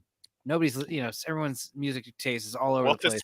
To speak on what you're talking about with the Civil War movie, one, I think it looks good. And then two, I think of The Hunt, and I think of like how that was so misconstrued. And then the last thing is like I always think of like my percent. Like if you go to like the other group, I'm not going to say the name because I don't want to make everybody drink. But if you go to the other group, they all think I'm a left wing fucking snowflake pussy. I can't find that. I don't think anyone thinks that. and then you have another faction that thinks I'm a right wing fucking Republican, I don't know, Nazi or whatever, or Yahtzee, whatever you want to call me. You know what I mean? So it's basically how you perceive it. Yeah, I totally agree. Well, I'm a moderate, so everyone hates me. I think I was banned from the unbanned page. Oh, right. Yeah, you're damn milquetoast moderate. I'm joking. I don't... Yeah, I think I'm banned from the unbanned group. I can't find it anymore.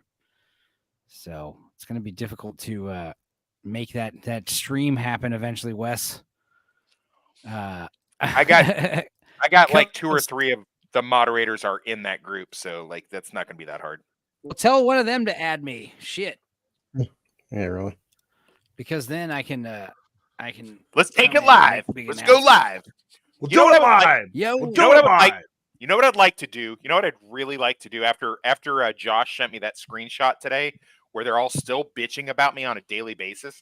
You know what I'd really like to do is get the guy that's the admin of that group and just be like, look, man, I'm going to give you guys an amnesty and just say, look, all past sins forgiven. Let's just merge the two fucking groups and let's put them together and we'll be fucking unstoppable. And I'll make you an admin. It'll be cool. You'll get to have a say. But, you know, we got to have some ground rules. You can't put cocks on fucking teenage girls' faces. I'm sorry. We're not going to accept that. But I'll quit being a dick and fucking banning people every time they annoy me. You know, like let's come to a thing and let's come together and be, you know, mutual, you know, brothers and let's do it. And then he'll shut that group down and we'll get all the people in it. And then I'll fucking get rid of him and ban all those people, and they'll have their group shut down. What are you, a Bond villain? You're laying out your entire plan before you actually execute. Yeah, he's put a lot of thought into this shit. No, I thought you were like, wow, Wes, how mature, and then it just like fucking crashed. The Lord of Toxicity takes no prisoners. No, I'm kidding. I'm kidding. For my secret volcano island, do not press the self-destruct button. I want sharks with laser beams on their freaking laser beams. No, I actually would like that because it's really stupid. Like, there's nothing that they have going on over there that's like, you know, I mean, listen, you can only bitch. You can come over to my group and bitch about me if you want to. I'm not above that.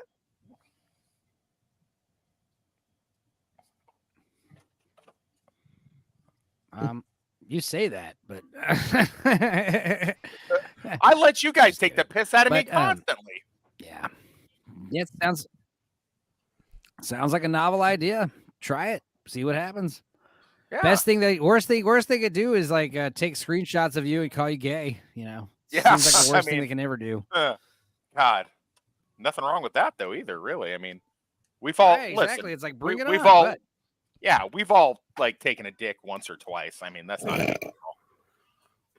No, that's not true. But that's a funny I mean, I do right sing a lot of karaoke. It's pretty gay. When DreamWorks wanted Road to El Dorado to be more kid-friendly, one of their demands was to make Shell less sexy. So just want to make sure you understand. This is what less sexy looks like. Yeah, I mean... Damn. It's pretty hot, actually. She's kind of hot. Who Man, does her Disney voice, Rosie animators Perez? back in the day were thirsty motherfuckers. Hottest Disney princess in a movie. I gotta say Jasmine. Yeah, well, whatever. Disney female, whatever you want to call Oh, it. Mrs. Incredible, 100%. You're crazy. Just not even close. You're crazy. Jessica Rabbit, obviously, but if not Jessica Rabbit, Jasmine, obviously. Disney, so. yeah, I'd say either Jasmine or you got to think for the brownies, Jasmine or Pocahontas. Yeah, Ariel because she can't talk. Yeah, as long as they're not slants, I'm pretty happy with them. You know, like if they're brown, I'm totally fine with it. Mulan. No love for Mulan. Yeah, no, huh? Mulan ain't getting. Yeah, Mulan's getting nothing for me. Nothing. You wonder why? She's trans. No good.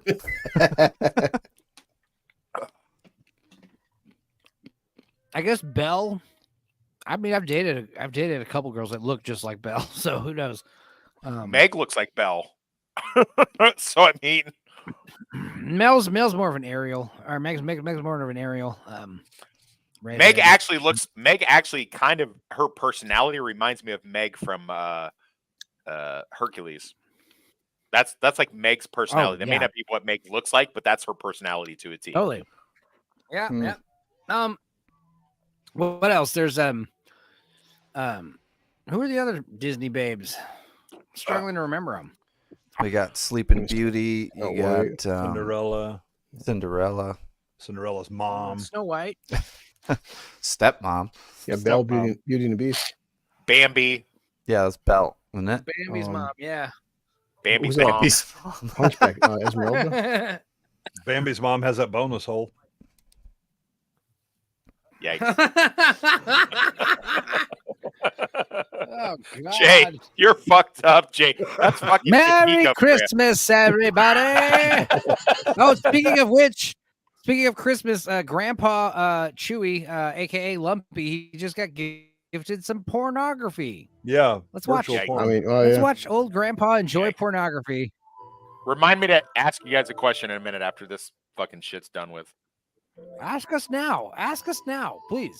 Okay, did you guys see the 80s movie Brainstorm? Yeah. With Okay. Christopher Walken. Yeah. Young Christopher Walken. Yeah. Where they put the thing Yeah, on where the the head. guy puts the loop on about the having orgasms and he ends up frying his brain. Frying his brain. Very similar to Strange Days in 95. Yeah. Mm-hmm. Fucking So, Strange Days, man. I just didn't know if you guys had seen, like, that was like very formative when I was young. Oh, I thought you were going to ask us a question like about that movie. Okay. Yeah. No, I haven't seen it. Yeah. I just, if you had seen it, if you knew what I was talking about, like. Oh, yeah. Yeah, it's Natalie Wood's last movie.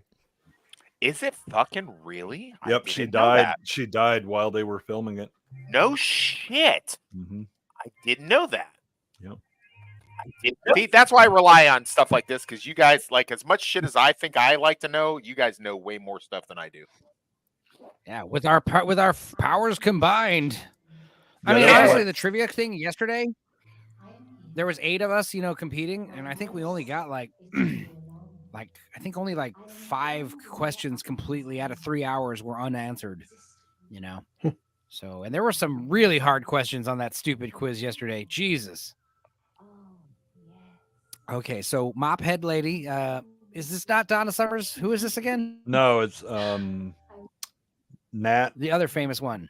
Nat, God damn it. I'll look it up. She was very big in the 70s. I know. Yeah, I know. It was one of the big ones, but so the other band was Jefferson Airplane, which has become Starship at that point. And this lady Jefferson Starship is come on, you son of. Yeah, they were the ones performing. They perform, I think, later. Diane Carroll. Diane Carroll, that's it. Yep, Diane Carroll. Isn't that who the one guy says his mom is in the Rush Hour guy from Money Talks? He says that Diane Carroll. He's the Diane Carroll. Diane Carroll or some shit. I don't know. Oh, are y'all still there? Sorry. Yes, Diane, we're just being lulled to sleep by this dog. Carol's her name. Sorry, I was wondering where y'all went. I guess I absolute fever dream. Trying to find more funny pictures. Yeah, remember that this is Chewbacca's like grandpa busy watching this VR porn of Diane Carroll. How many times has Adam seen the Star Wars Holiday Special? Countless. I don't know. I don't think I've made it all the way through. I've seen it like 3 or 4 times. What's crazy is the camera pieces. I've certainly seen it all the way through twice.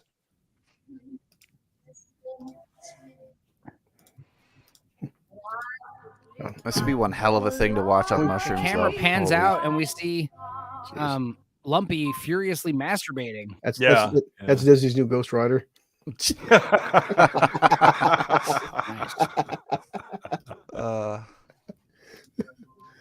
it time. Ghost Riders with a Y.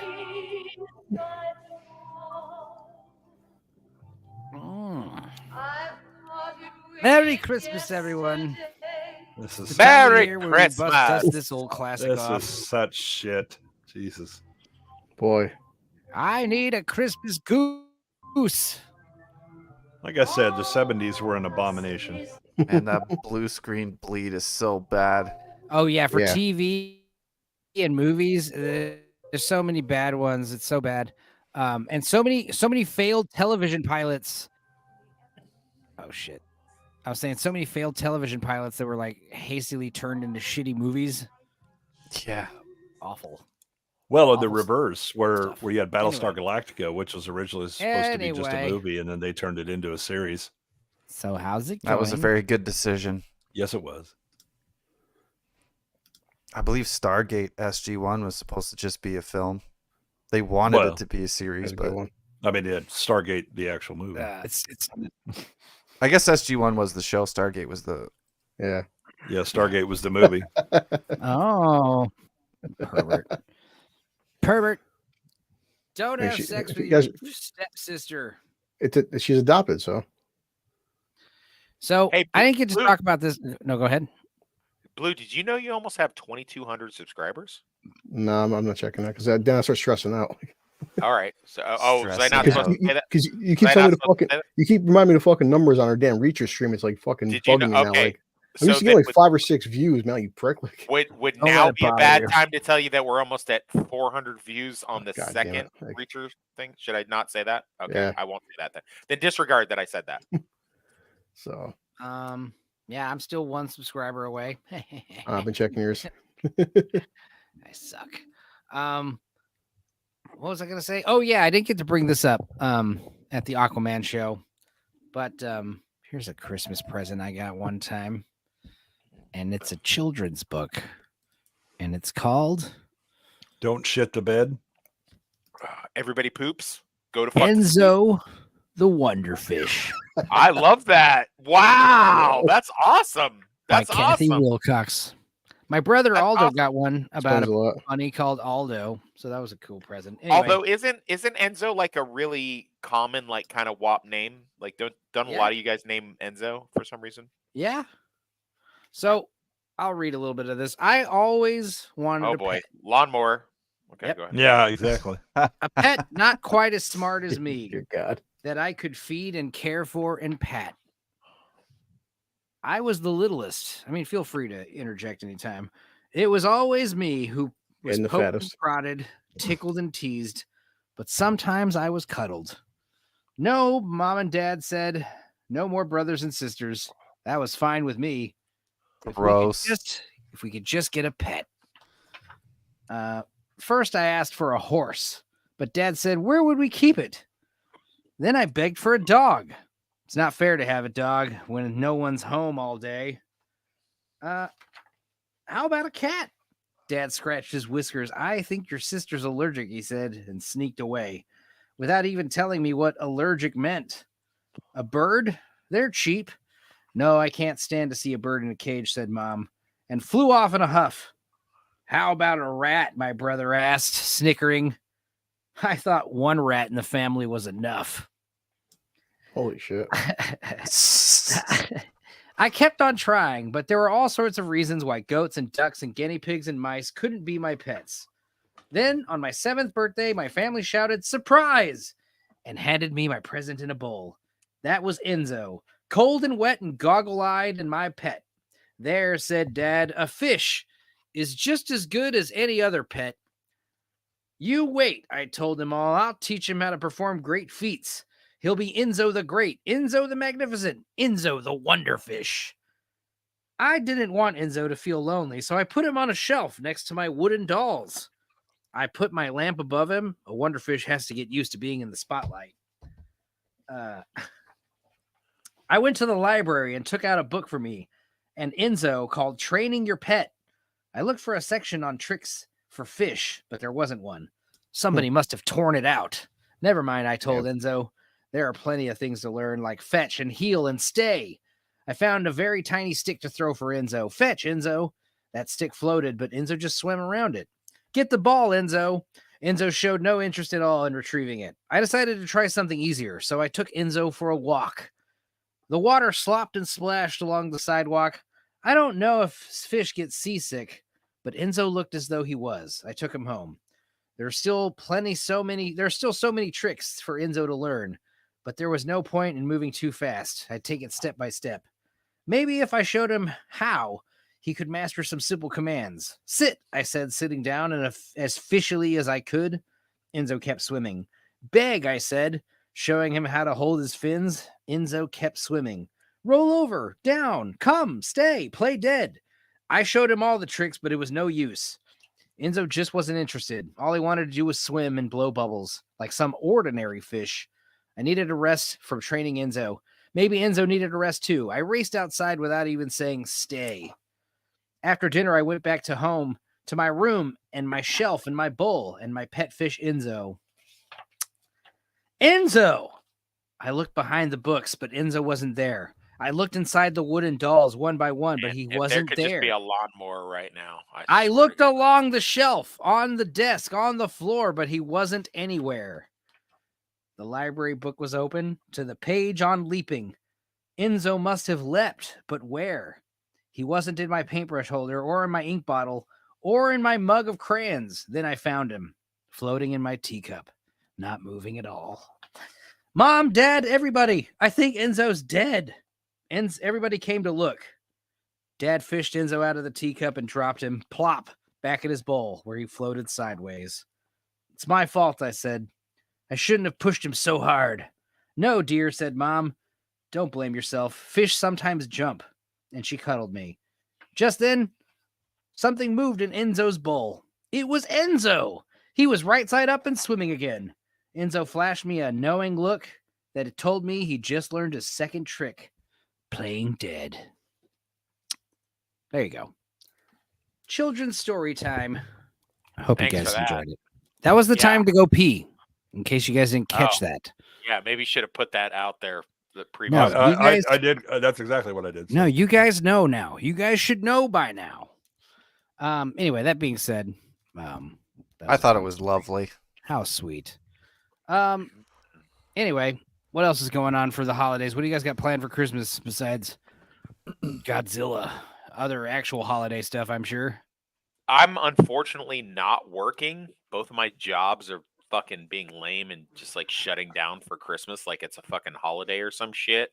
Fine. So I'm just gonna get a big bottle of something fucking terrible and park my car across the street so I can't get to it and hide my keys somewheres. And I'm just gonna sit in my fucking office and work on my books and just write and just get drunk and have fucking streaming shit in the background. And that sounds fun. I unfortunately have 3 streaming every Christmas. I have 3 streaming services going on, which I don't fucking like, but unfortunately I can't help it because we have Reacher that I got to do. So I have Amazon, and then I have Peacock. I couldn't resist. It was $1 for a promotional thing. So I have Peacock going on, and then I have the HBO Max, because I'm still going through the whole library of DC animated. So I'll probably finish. I'm almost done with the DC animated universe. I've been nothing but happy with it. So I watched Hell to Pay, Suicide Squad Hell to Pay last night. It was so fucking good. Man. Fun. What about you, Amateur? Well, this weekend I had like my sister come in, visiting the parents and all that. The next week, gonna visit some family, but other than that, I'm gonna probably work all the way through the holidays. So yeah, working on YouTube shit, working on business stuff. Should be fun. Nice. Mixing lots of epoxy. Feel really fucking stoned right now. Oh my god, huffing glue. You're walking on the sunshine. Yeah, I'm using a different product now, and it's definitely more potent. Oh boy. What about you, Jay? We're heading back to my wife's parents for Christmas. I don't know how long we'll be there. I'm hoping that we very quickly get tired of it and head back. Is it in Kansas or? Yeah, it's in Southwest Kansas. They live in Holcomb. Holcomb. Yep. Where In Cold Blood happened. I think. Yeah, I know where In Cold Blood happened. Yeah. What are we watching tomorrow? Long Kiss Goodnight, right? Long Kiss Goodnight, baby. What are you doing, blue collar, for Christmas? I use the bathroom. Yeah, you don't need to be running back to the fucking seat, you know? I mean, I had you on my phone on toilet, so. Shake your weird dick off. Yeah. Yeah. In your pants. Yeah. Well, as you guys forget, it's too late. So officially, I'm gonna be heading down to New York City with Dark Hour. And what's everyone's predictions for Rebel Moon? Because I'm only doing it because only 4 fucking cities: New York. Are you Los doing Angeles, that tomorrow or something? I have no clue. Well, right now it's 2:00 in the morning, so I figured it says in my GPS that it's a 2.5 hour drive. New York City traffic. I'm leaving 4 hours, so I'm probably gonna leave in about 3 hours. Yeah. To go see the movie in the morning? Well, You're gonna watch it in the morning? Well, no, it starts at noon.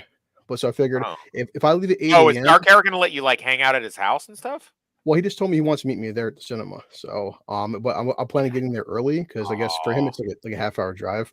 But I'm just curious to get I'm only doing it because I want to make a video because it's not coming out for everyone else until like a week later. So we get me and Dark Hour, we'll get an early access. But like, what's everybody's predictions? Because it's going to be shit. Yeah, I literally have no idea. I'm actually basing whether I'm going to watch it or not off of what you tell me. To be honest with you, I'll be honest about it. I mean, I'm expecting usual Zack Snyder slow motion, but like my thing going is it can't be any worse than episode 7 through 9.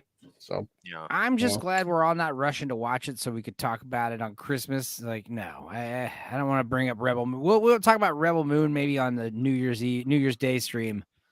I think the trailers that they put out would already give you the strong hint of bullshit that's going to be coming off of this movie. Yeah. Well, the idea that look, it's girl boss doing girl boss things, and Zack Snyder pitched a legit Star Wars movie and they rejected it, so it's like that doesn't really sell me on it.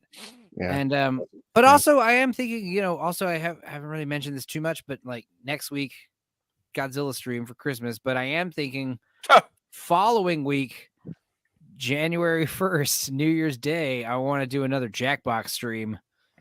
Yeah, I'm cool with that. So that would be fun. Yeah, I saw why you were laughing there. No, I know. I want to hope he doesn't make a fucking girl boss character. We'll find out because again, it's like anything.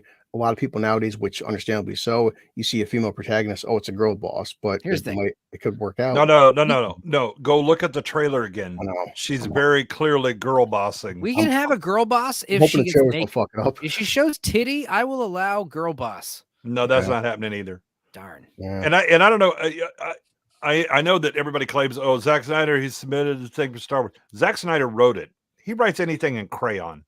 Yeah. Homeboy is not exactly I can write scripts worth a damn. Yeah, if somebody gives him the story, then he can film it decently, right? If you tell him kind of the style you want and all that. You're not wrong. Another huge problem is Mags Visaggio, famous hack comic book writer, is like did the comic book novelization of it, which means like if there's anything not woke involved, then she would not be. She probably. She would not be involved at all. She would be vocal against it. She's right now doing the love bombing thing to Chris. Are you gonna do the whole pregame? Are you gonna hey, I'm on my way to go get my buddy Dark Hour. We're gonna go watch the movie and then. Well, like I said, it depends on what he wants to do because I'll talk to him in person because he's got. You could do that yourself though. You don't have to have him in it. And it's for your channel. It depends. It'd be an interesting thing to do before your channel. I mean, just you gotta advertise. Look, even Enzo listened to me and he did his whole update thing on his thing. By the way, that looked really good too. By the way, Enzo. I figure. I'll show pictures from New York City. I'll show pictures in New York City because it's on play. It's called the Paris Theater. So I'll show pictures of that. I also put tags in the King Kong versus Godzilla we watched that's premiering Wednesday, and that is also a topical we watch. So I don't know. Maybe it'll get some traction. Yeah. Maybe it'll get more than 50 views. One main thing because it starts at noon. It's 2-hour movie, so about 2:00, and of course we got Long Kiss Goodnight. But it gives me 6 hours to get home. The problem is New York City traffic. I can be fucking stuck in traffic for goddamn 5 hours. Well, I switched to day shift so that I could be available on time for the stream tomorrow night. So you guys can't fucking. No.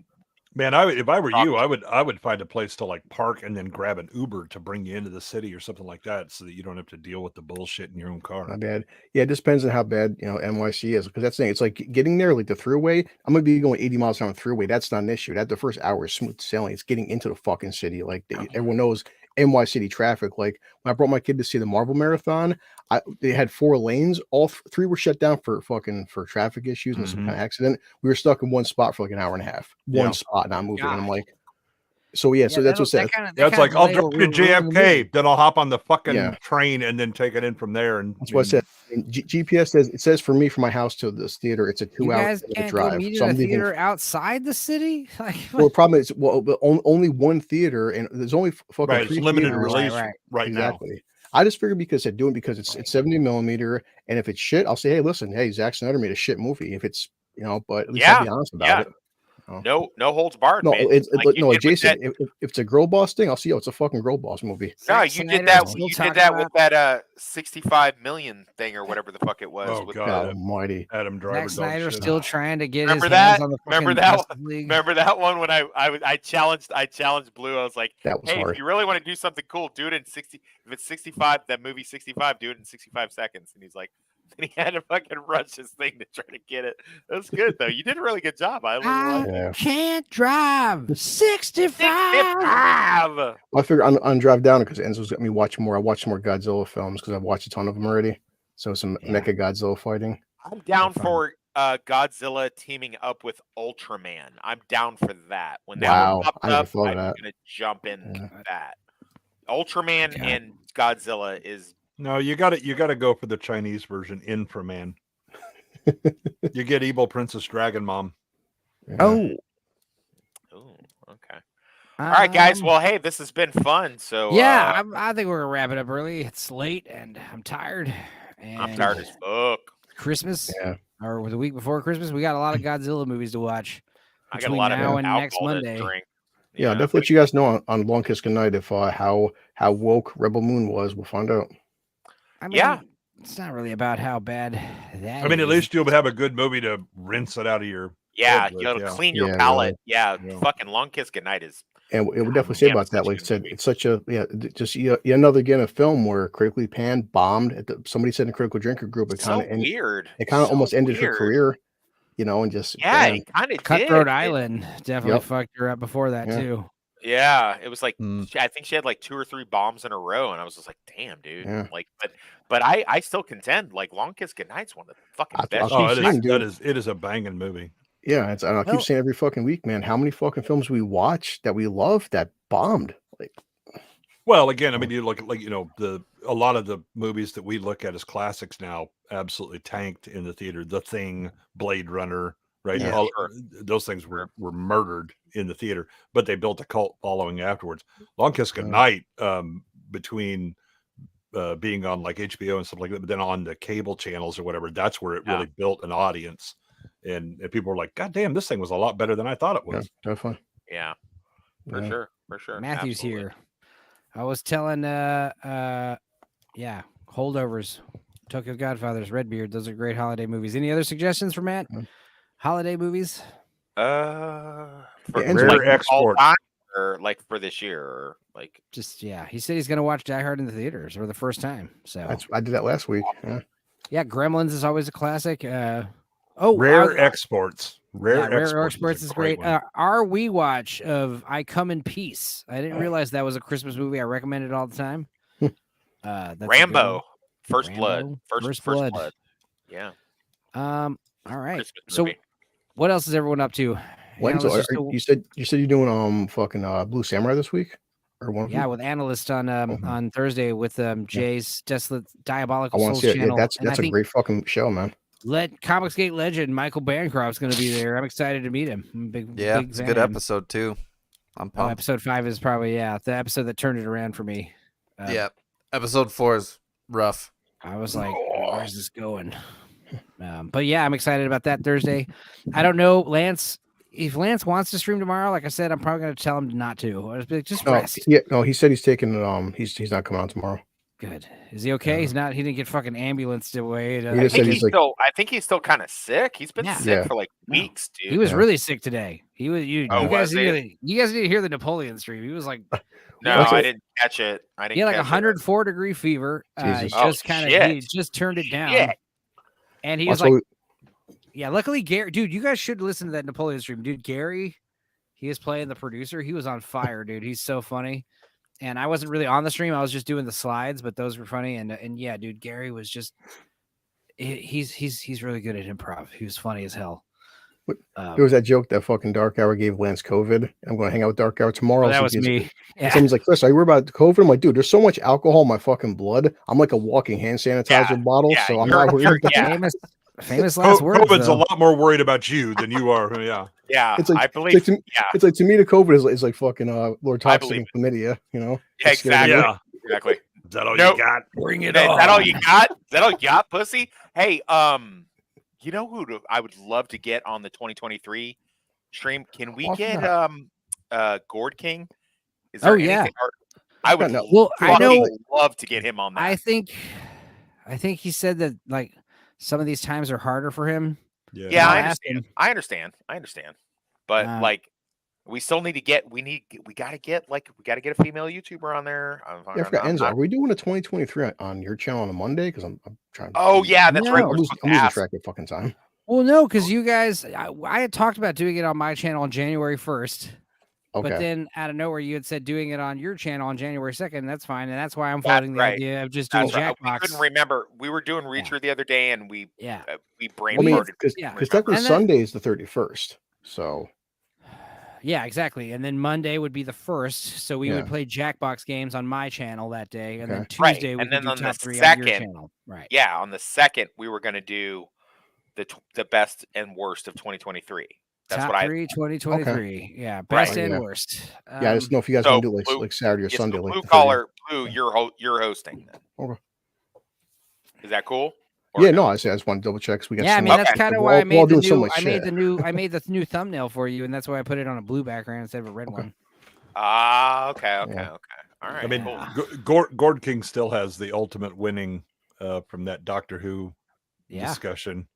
Yeah, he does. Gonna pop a he was handicap on fire. in your ass. He was on oh my fire. God, that was fucking hilarious. He was on fucking. He's fire such an ace in night. the chat too, man. Yeah, that was hilarious. He's he was definitely being funny in the Aquaman stream.